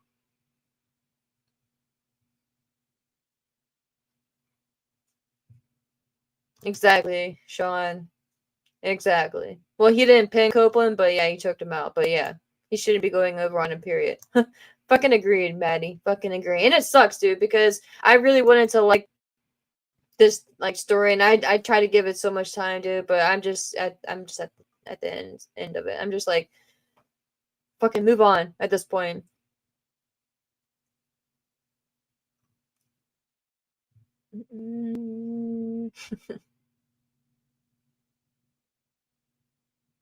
What up, Ding Gual? 10. Hope I said that right. You said Toni made a lot of mistakes, especially business-wise and with social media. I hope the boos were a wake-up call and he learns that behavior isn't acceptable in wrestling and fans/wrestlers take notice. Yeah, dude. All right, that's very well said. Very well said. Wrestling old head, you say, historically, when companies are losing momentum, they lean into their name value to help them out of a slump. Doesn't work out well overall. You get out of the slump by elevating a new star. Again, very well said, dude. 100% right. And I think that's where we're at right now. And again, to be fair, like, I think that they are doing a great job, like, with Ospreay and Omega, but they got to keep that going. And that's why I'm like, why are we fucking around with Omega, dude? Like, why? And Omega has even directly addressed that he's an EVP again and, you know, like, EVP this. Why aren't you addressing Moxley? Even when Ospreay, I think Ospreay even referenced in that first night back with Omega that when they did that whole spiel, like, oh, I don't trust you, then 15 minutes later they did. But I'm pretty certain Moxley or Ospreay said, like, something about Moxley, like he was trying to deal with the Death Riders, but the Don Callis family kept getting in the way or something to that effect. So that would have been a perfect segue for Omega to really make his in-game, his, you know, like his main bullet point known. Like, this is my main focus. I'll have to knock out a couple things to get here, but, like, I don't know, dude. I don't know what like, I don't know, man. I don't know. It's just so fucking strange, like, the titles that some of these dudes go after. Like, why? Why the international title? Dude, you just, like I say, you just fucking beat these people. Like, why do you want to go after the international title? Like, just come on, man. Just frustrating. And that's why I sit there like, yeah, maybe I just care about this shit too much. Maybe I just read into this shit too much. Like, I don't know. Yeah, Fernando, I was thinking about that just like a couple minutes ago. I was like, yo, like, maybe I've been too mean. But I don't know. It's just like some of this shit just like really gets frustrating, you know? And it's because like it's like one of those things where it's like you love something, you know, and like you really care about it, and you get frustrated when you like, I guess, like a kid, right? Like when you see them making like dumb mistakes, or just like maybe not the best decision. It's just like, come on, bro. Like, why? So I don't know, man. I don't know. And like again, like I don't know everything. I'm not even gonna sit here and act like I do, because I can't imagine what it's like fucking owning a wrestling company, having to deal with all those personalities and just hundreds of people. But I don't know, man. Something's gotta give. But I'm gonna move on here too, because like I said, I've held you guys up here for a while. Next up, we had Kazuchika Okada facing off against Buddy Matthews for the AEW Continental Championship. Speaking of Okada, and Omega and all that shit. But again, this one was pretty much a no-brainer. I wanted Buddy Matthews to win. His reaction was kind of interesting to me too, but Okada, of course, ended up retaining the championship here and moving on. But unless I missed something, let me go back and see if Jason referenced anything. The winner, no. So, okay, yeah. So apparently, patriarchy, Nick, Okay, so I almost did forget about this. So, fucking shout out to Jason. So, I was reading his little synopsis here to see if they referenced any like a next chapter for Okada, but they didn't. But there is an AEW International Championship Series, okay, with Orange Cassidy, where the fuck has he been, versus Roderick Strong. The winner of Cassidy versus Strong will then challenge Konsuke Takeshita for the AEW International Championship on the February 26th Dynamite. And the winner of that match will then defend the title against Kenny Omega at Revolution. Did you write it down? What the fuck? Like, what do we... What? It reminds me of that shit from Brian. Like, I forget what the match was. The stipulations, but it was like a Bryan Danielson match. Like, if it was like, it was with the Continental Championship, it was like if Danielson won within the first 20 minutes, then this would happen. And it's just like, oh my God, like, I don't want to think of, and I'm just lazy. I'll admit it, I'm just lazy. Like, I don't want to sit there and think about it. Like, I don't want to have to fucking think about, okay, like, if he wins this and this, like, and if it's a King in the Ring tournament or something like that, then that's one thing. But this shit, like, I'm going to read that again. So, there's an international, AEW International Championship Series with Orange Cassidy against, I was about to say defending, because he's always fucking defending something. He was a good champion. I will give him that. I will give him props for that. But Orange Cassidy facing off against Roderick Strong. Okay? Step one. The winner of Cassidy versus Strong will challenge Konsuke Takeshita, okay, for the AEW International Championship. So there's a possibility that, technically, that Konsuke could lose, right? Okay, so just keep that in mind. But the winner of that match will then go on to defend the title against Kenny Omega at AEW Revolution, which was the original fucking challenge to begin with, too. So we go from Kenny Omega, and this is all in one show, okay? We go from Kenny Omega and Ospreay winning their tag team match. Fucking victorious, right? Should be out there drinking shoeies and shit. At winning their match, should be celebrating. They're not. They're still angry. They're throwing out the challenges, again, in singles matches this time, to the team that they just beat, one-on-one this time, right? Omega specifically challenged Takeshita. No reference of Orange Cassidy. No reference of Strong. No reference of a tournament. No, like, I'm declaring for the International Championship Series.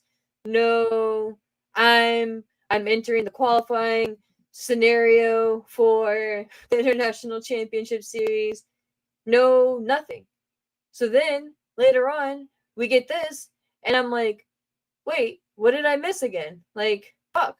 Like, what did I miss, dude? So, when all that came out, I was just like, alright, so you mean to tell me that Omega could potentially face off against Orange Cassidy or Roderick Strong for the International Championship, which isn't even the dudes that he wanted to face. He doesn't have a problem with them. Like, he doesn't have a problem with them. And the whole point of him challenging Takeshita is like twofold, right? He's still pissed at the Don Callis family. He's still pissed at Takeshita for, I don't really know specifically what reason. Again, like, fill me in there, because I feel like I feel like I forgot something there. But just besides, like, the whole fact that he's in the Don Callis family, period. I know he referenced something about, like, Takeshia's been, like, defending his championship or doing something. But, like, the challenge was because he's still pissed at the Don Callis family. He's still pissed at Takeshita. So therefore, he wants to, what any, like, logical story in wrestling, like, any logical, like, bullet point and foundation, right? Like, you want to take from your opponent and take from the person that you're mad at what means the most to them, and that is the championship, right? So that's why Omega challenged Takeshita, but now, and it's not going to end up this way, right? But now he has a potential to not even end up facing the dude that he threw the challenge out at to begin with. And I'm just like, I'm just like, yo, did, like, I take something before this? Like what's happening? Like, and I just, then that's when I start questioning myself. Like I said earlier, I'm just like, yo, like, maybe I missed something. Maybe I didn't see something on Twitter. Maybe there was, like, something that, like, some tournament that was announced, or maybe Tony Khan had, like, a major announcement that I missed, or some shit. But man, when I saw this, I was just like, once I sat there and I thought about it again, I was just like, the fuck is, like, I was just like, you know what? Okay. And I was like, Ashley, don't even get flustered, even though obviously I just was, because Takeshia's obviously going to win, right? There's no chance in hell, Vince, that Cassidy or Strong are going to beat Takeshita for the championship. So it is what it is, right? But it's like, why are we even doing this? Like, why, if you won an International Championship Series, why don't you just do that after either Omega beats Takeshita, which would make sense. It would make sense either way, right? Like you can have a series after Omega wins to, since he's a new champion, like that could be like, he could be like, oh, I'm a fighting champion, I'm a defending champion, whatever, like yada yada, my thing now, yada yada, whatever. Or you can have Takeshita, like Takeshita says that he has no more challengers, and then Cassidy comes out, Strong comes out, whatever, or like somehow you which wouldn't be very intriguing either. But like you just have Tony Khan announce like, look, and again, maybe he did and I just missed a graphic somewhere. I missed something, so I will hold reservation on that. But I was just like, I don't know, man. I don't know. And again, I shouldn't be as worked up about it as I obviously am, but it kind of makes me feel dumb too sometimes because I'm like, yo, like I try to be a good wrestling fan, like I really try, but sometimes I'm just like, what did I miss now? It's almost like, damn it, Ashley, like, fuck did I miss now? So, I don't know, man. It is what it is, though. But, like I said, the obvious happened here. Okada retained his championship. There was, like, spots in the match where he flicked him off and called him a bitch. And I'm just like, come on, dude. Like, come on, man. Like, let's just move on. But we are at our main event here. We have finally made it, guys. Almost 2 hours into it. I appreciate you guys so much. Y'all are the true MVPs here. But I'm gonna go through the chat again really quick just to make sure.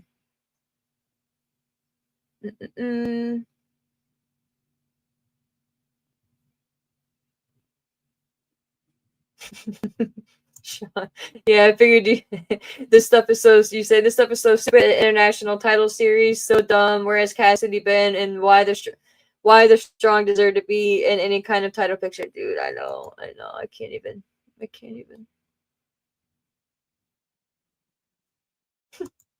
Wrestling old head, and that's what sucks too. Because I have high hopes for the what is it? Fuck, the Hounds of Hell tag team with him and Brody. But man, that's why I was like, fuck it, like pull the trigger and put the title on him. But whatever. I don't know, man.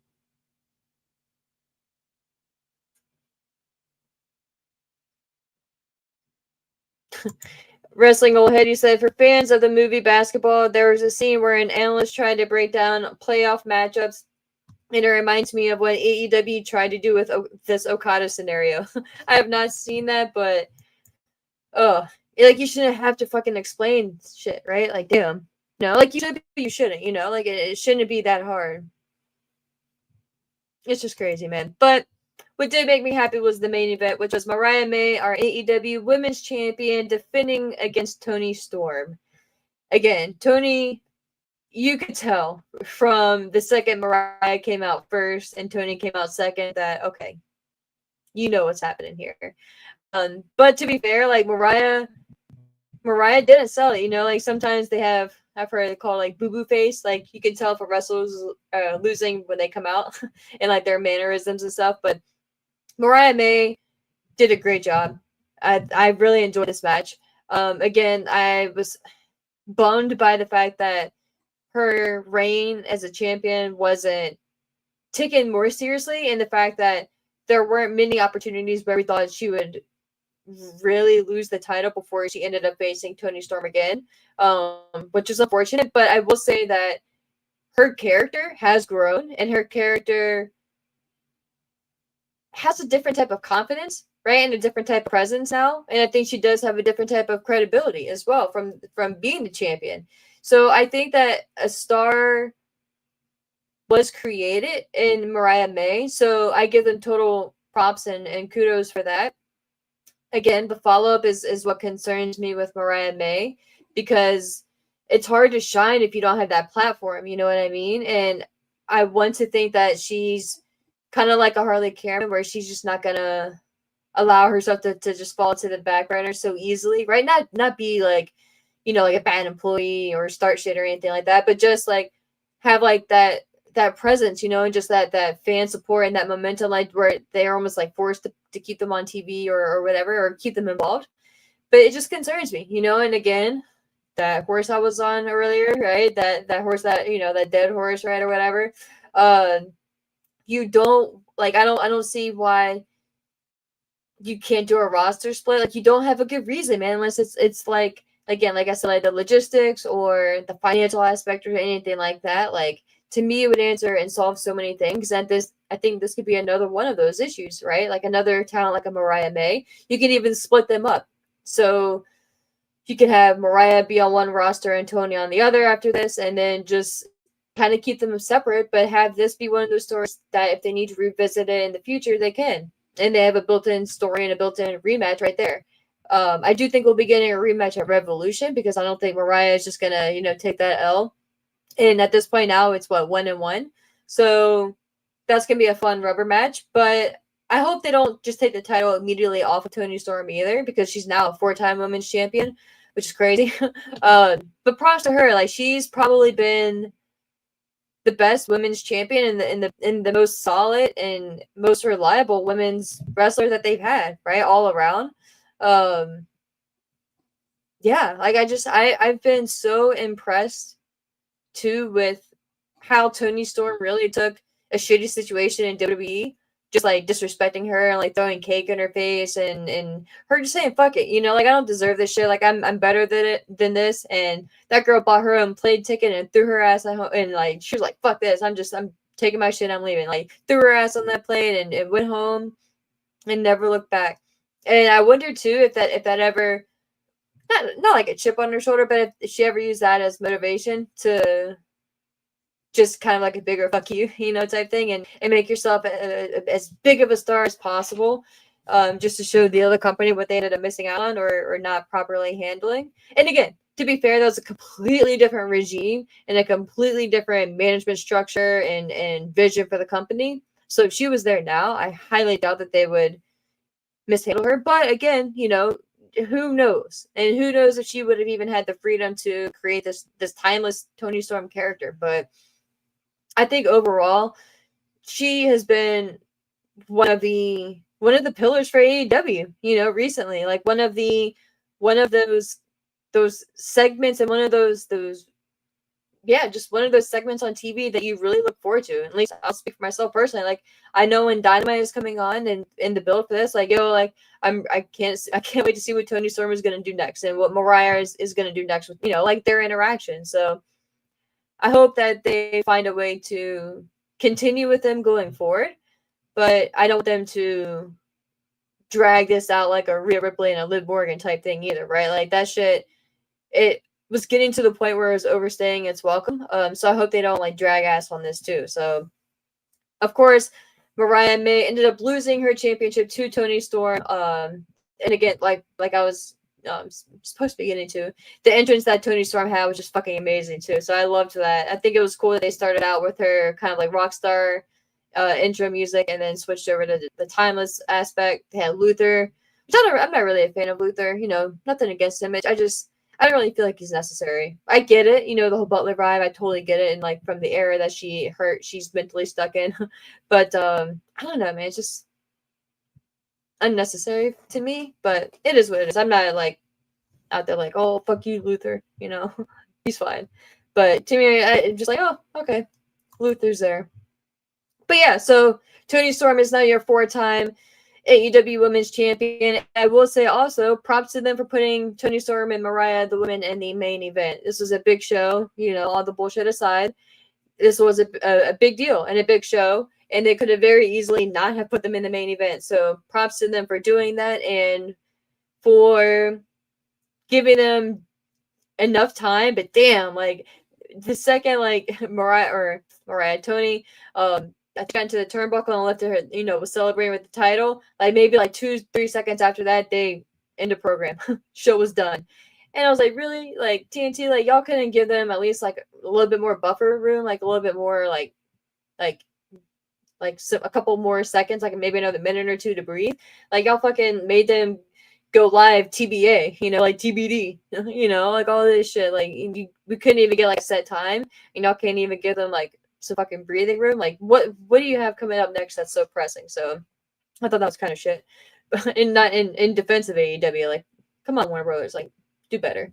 But yeah, so overall, guys, I enjoyed the show. I wish they were a little bit more fearless in some decisions, but I am happy that Toni Storm is now our champion again. I'm excited to see what they do with them going forward. But I will be wrapping up here soon. So I'm going to see what you guys popped in last minute here on the chat before we dip on out. Because again, guys, fucking 2 hours. That's crazy. Y'all make time fly by. But thank you guys too. Like the channel's growing. It's pretty cool to see. We're nearing 500 subscribers now, which is pretty fucking dope. Yeah, it's just really cool to see. So I appreciate you guys for doing that. I probably should push this more, but if you are subscribed, which I'm fairly confident all you guys here in the chat are, but if you're watching a replay or anything like that, go ahead and subscribe, and give the whole show here a like, or you can dislike it. I do just always ask that if you do dislike it, like, let me know why, because I love to talk shit and I love to know why. So let me know so we can chat about it. Ba-bum-bum. You say Maddie versus Cope Outback Street fight. I'd pay for that. Me too, bro. Me too. Duran, what up? What up, friend?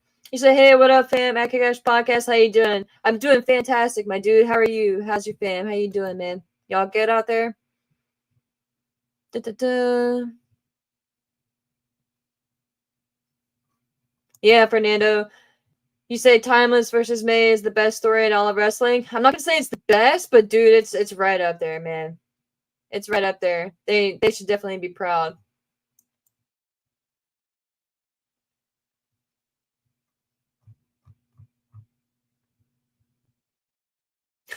Baby, yeah, bro.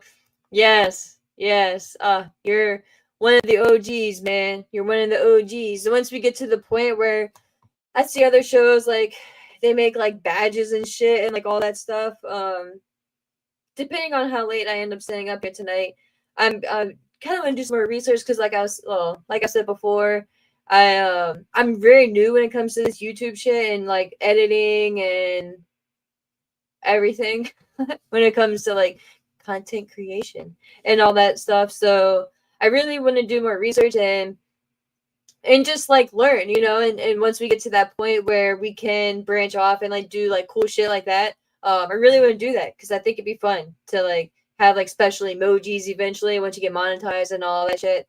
So yeah, so I'm excited for that, and that's what's fun for me, just to see, like, the more people that we get in here, and, like, and seeing you guys interact too. It's pretty dope, and seeing, like, that some of you guys go from, like, show to show. Like, you go from my show, like, some of you guys are in, like, Wade Color's chat, of course, Brashwing Media / One True Sport, and then Sean's everywhere, man. Like, Sean's one of the old faithfuls, right? But yeah, like, Sean does stuff over on Jason Powell's ProWrestling.net. Like, sometimes he'll co-host over there if Johnny Fairplay, like the Johnny Fairplay, if he can't make one of the, like, pay-per-view review shows or something like that. So it's just cool, man. It's cool seeing, like, how far out the community reaches, and it's very cool for me too. Like, and I know Fernando and Maria, I've seen, this may be kind of creepy or kind of stalkerish, don't intend, but I remember seeing you guys in Stephanie Chase's chat, and I'd seen you guys in a couple of the live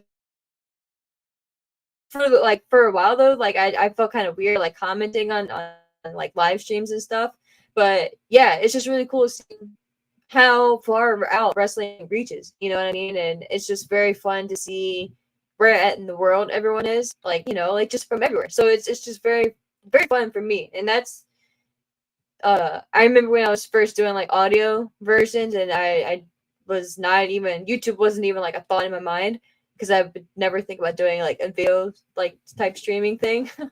I was just reviewing, like, some of my numbers or whatever on what is it called? What is it? It's Spreaker for the audio content, like, where you post, like, like, the podcast versions and shit. That's what I use. But they give you, like, certain geography points, and, like, they show you where certain listeners are listening at and stuff. And I just remember seeing, like, I had people listening in, like, the UK and, like, Australia and, like, Ireland and, like, all this, like, just, like, all these places. And, like, I had a couple in Saudi Arabia. And I was like, bro, like, it's so fucking crazy to me. Because I'm not going to get into, like, anything specific, but, like, there's just so much in the world that, like, divides us. You know what I mean? And it just sucks, you know. And again, like, I'd be here for, like, another 2 hours, like, just with, like, thoughts on what the world could do differently, you know, what we could do differently as humans. But I just love the fact that, like, wrestling in particular, but sports overall, like, they just bring people together, man. And you could be complete and total, like, opposites in the real world, but you have that one thing in common. And I think that's pretty cool. But yeah, baby, I appreciate you because I remember, like you said, you were one of the only ones in the chat when it first started off, and I remember you were gonna be taking some time off, and then you came back. So I appreciate you coming back in, man, for sure. But yeah, we will be wrapping up here because unfortunately it is fucking Sunday, so we gotta go back to the real world. Unlike Maddie, who's already in that real world. Fucking dope. And Maddie, I forget what show you came from. Maybe it was One True Sport? Or I think it was Brass Ring Media, actually. I think it was Brass Ring Media where I first started seeing you at. So I appreciate you popping over and following over here. You say you're doing some cleaning of our little basement. So much trash. Yo, I fucking love basements, though. When I buy a house, I definitely want one with the basement. Sounds kind of creepy. But whatever. Yeah, Sean. Fuck yeah, dude. You're the best, man. I appreciate you. Haha, yo, you're fucking great, dude. Oh, I love you, bro. You're so great. I love your little intros that you be leaving in the comments. You know, you say kick ass 24/7, bigger than busted open, it'll happen. Yo, that'd be fucking hilarious, bro. But again, and while I'm in the fucking shout out mood, shout out to Busted Open, but in particular Dave LaGreca. I know he's not gonna listen to this, but he I had sent him a tweet on, like, my personal Twitter, and this was probably a year ago or some shit. And I was listening to some. It was a year ago because it was on the road to WrestleMania for last year, and because I was excited to, like, go to a couple of the events that they were doing right before Mania, and he was just, like, talking, like, he was just going through, like, the history of Busted Open and how, like, so many of the top executives there, like, I think either 13 or 15 years they've been doing this show now. I think 13, but we'll go with 13. But they would only give him, like, an hour of airtime, like, once a week. And then it progressively started growing. And then now they're damn near, like, 7 days. I think they are 7 days a week now. And that dude, man, like, he probably took so much shit. And he was like, you know, people laughed at him for liking wrestling and being such a passionate fan of wrestling. And a lot of people tried to knock it, you know, but that dude, he fucking stayed true, man. And he stuck with his passion. He stuck with what he loved. And now look at it, you know, Busted Open has grown so much. And look what, like, they actually get featured on WWE television now, right? Like on the NXT preview shows, they do a lot of interviews. It's really cool. They actually get referenced, you know, on commentary. So it's just really cool, man, to see how much the wrestling world has grown in the past couple of years. So that's why I'm like, you know, like, I can talk on my bullshit, you know, and be frustrated with the storylines and stuff, but I'm just very thankful at the end of the day for all the wrestling that we have. You know what I mean? And AEW is a big factor into that. So yeah, man. Duran, say you're doing well. Good, man. Of course, man. I'm happy to hear that. But guys, yeah, Maddie, 100%, 100%. Ooh, Nick, you said, what was the first pay-per-view you did a video about? Oh my god, dude, I don't even know.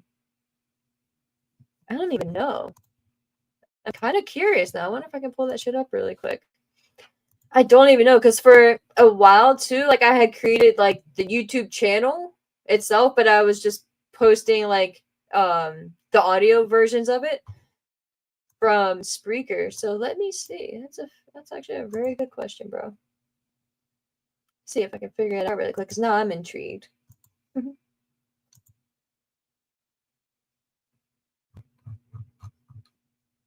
Oh, damn.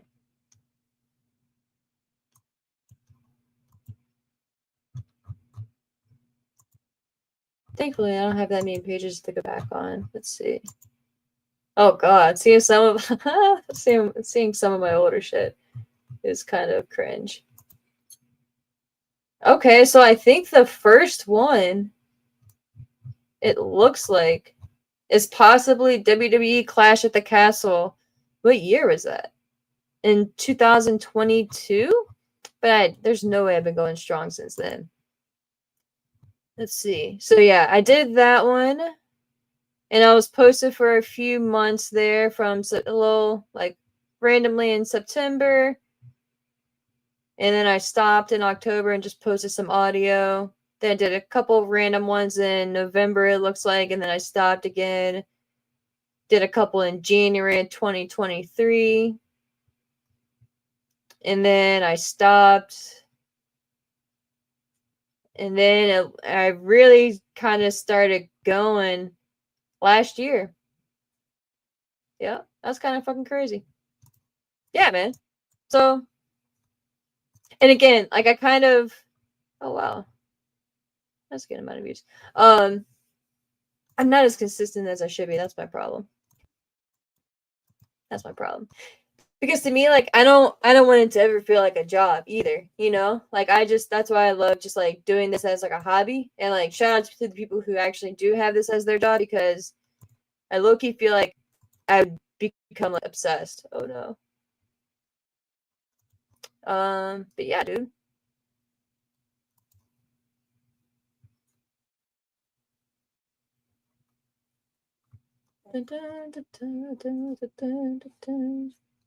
Sean, you say you take credit. Yeah, I wonder how. I don't even fucking know how Zach found me. It's probably very, very. It's probably 100% that. Spot on with that, bro. Dude, baby, I know, man. I was fucking on Blue Sky the other day, and the amount of negativity that I saw on one of Stephanie Chase's posts, it completely just, it rubbed me the wrong way, dude. And I know this is gonna sound crazy, but for whatever reason, I really don't be seeing a lot of negativity on Twitter. And I know it's out there because I see it via retweets. Like, but for whatever reason, my algorithm is not a lot of negativity. And when I saw the backlash that this woman got from posting her is what called Substack link, her write up on Grand Slam, it made me mad. Like I almost got into like I almost started like responding to a couple people, and I'm not like I don't even get into that shit. But I was like, let me not because I don't, I'm still very new to Blue Sky. But when I saw that shit, I was like, yo, this is supposed to be better than Twitter. And I don't know, that shit just like really rubbed me the wrong way. And then when I went to Twitter and I looked at her same post, it was all positive. Like there was like maybe like 4, 5, 6 comments or whatever that she had at that time, and they were all positive. So I was like, yo, what the fuck?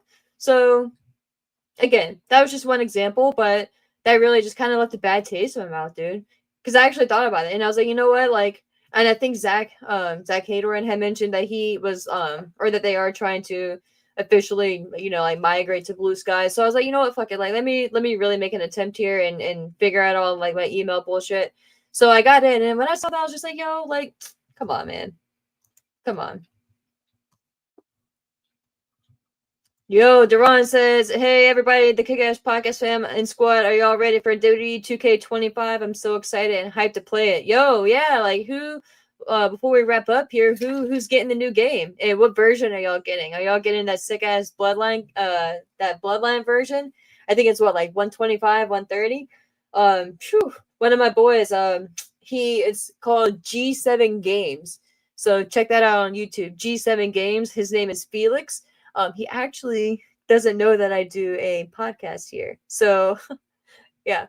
But he does reviews for video games and shit. I don't think he does like live streams or anything, but he does some like reveals and shit like that, and just like all that bullshit. So if you're into that, check him out. But so I know he'll definitely be doing one for 2K25. But yeah, let me know if you guys are playing that. I still never completed this year's. I'm weird when it comes to wrestling video games, man. Like, ironically enough, I've been playing a lot of Fortnite lately. But Yeah, I don't know. I'm thinking about it though. I'm a sucker for those covers, bro. For sure. Oh, Sean, is that how you first heard me, man? When I was a correspondent on one of Wade's shows. That's fucking man. Wade's the GOAT, bro. Wade is the GOAT. Bro, what is it? I haven't got. Oh, Maddie, you say I haven't gotten 2K25 yet. 200. Is it 200? If not, it's close to it. Wrestling Old Head, you said I might have to give 2K25 a play. I am still into text-based simulators like TEW. You got me there, bro. I don't know what that is, but you got me there, bro. Oh, I appreciate you, Maddie. Appreciate you, bro. Appreciate you, man. Yeah, time does fly, bro. It's fucking crazy. But guys, oh, Maddie, Blue Sky is like a oops. Blue Sky is like the it's supposed to be the alternative to Twitter. So it's essentially that. It looks very, very similar to it. Oh yeah, Sean filled y'all in. Zach is going over there. Yeah, whatever. I don't follow. I mean, you guys y'all already know me on social media, but that's why I was like, let me make a fair effort. But whatevs. And again, that's just one example, which you can't judge. You can't judge a whole platform by one post, right? Yeah, they do. Duran, you said I got the Bloodline. Oh, sick! You got the Bloodline edition on Xbox. Okay, okay, bro. I sadly this year will be working out money. Probably, I'm gonna hold off until Call of Duty releases, if that actually is coming to fruition this year. Or is that 2026? I could have sworn it was like the end of this year. But once that comes out, I'm hoping that they're gonna have some type of like bundle, like some type of GTA bundle with like a new PS5, because I have read in a few different articles that they are not going to be making the GTA 6 for the PS4. And when I saw that shit, dude, I was like, "Are you fucking serious, man? Like, really?" And I get, dude. Like, the PlayStation 4 has been out for what, like 15 years now or some shit. But like, let me be great, like, let me enjoy my shit. Like, don't force me to upgrade. But it was getting to the point where I needed to bite the bullet and buy a new one anyway. Just because my PS4 has been lagging and the download times are just fucking trash. Like, it takes forever to update shit. Like, if I have to update a game, I'm like, oh well, I'm not playing tonight, and it's not my internet. Like, I have great internet. I have to have great internet for work. So I mean, I don't have the highest quality, but like, it ain't like some like bottom of the barrel shit. So I don't know, man. Ugh, I don't know. Shit, it'd be 8,000. Be playing GTA when that shit goes on sale for Black Friday. Then catch me next year. Shit. Oh man, that'd be crazy. You say I'm hoping they bundled GTA 6 and PlayStation 5. I was afraid they wasn't going to make 2K25 for PlayStation 4. I think WWE still will, just because they trying to get that money. You know what I mean? Like, I think they'll still make it available for PlayStation 4 as long as PlayStation 4 will allow them to. But I think we will sadly be getting to a point here soon where PlayStation 4 games are just not going to be a thing, which hurts my heart. But it is what it is, But Nick, I have thought about streaming video games. If you guys think, I'm like a beginner at this type of streaming and the fucking watch along, bro, I have no idea how to stream video games. Yeah, I just don't. So I would love to, and I've wanted to, like, even just bullshitting with like some like like whatever Call of Duty, because I got that one, like Fortnite or bullshit or just whatever, obviously wrestling games. But yeah, I've thought about it, and I have no idea. I don't know what I'm doing. Dude, yeah, do a little GMO draft. That'd be fun. That'd be fucking just fun as shit though. Yeah, you say GTA 6 rumored to be for like 80 starting off, and at that point you might as well fucking buy a whole new console. So that'll be me. That'll be me. But guys, Nick, you said wrestling games kind of fall off in terms of interest levels on YouTube, but the first few streams, yeah. That is true though. That's kind of the synopsis and like the what I've seen too from some even big like streaming channels. So yeah, man. But it is that time, my friends. Sadly, we will be wrapping up here, but I am super thankful, like I said earlier, for all you guys and gals for popping into the chat here. If you are here live, obviously, if you're watching our replay, I appreciate you as well. Until next time, guys. I don't know when the next time I'll do a stream. Maybe Thursday. We'll see. This week is gonna be really busy for me coming up.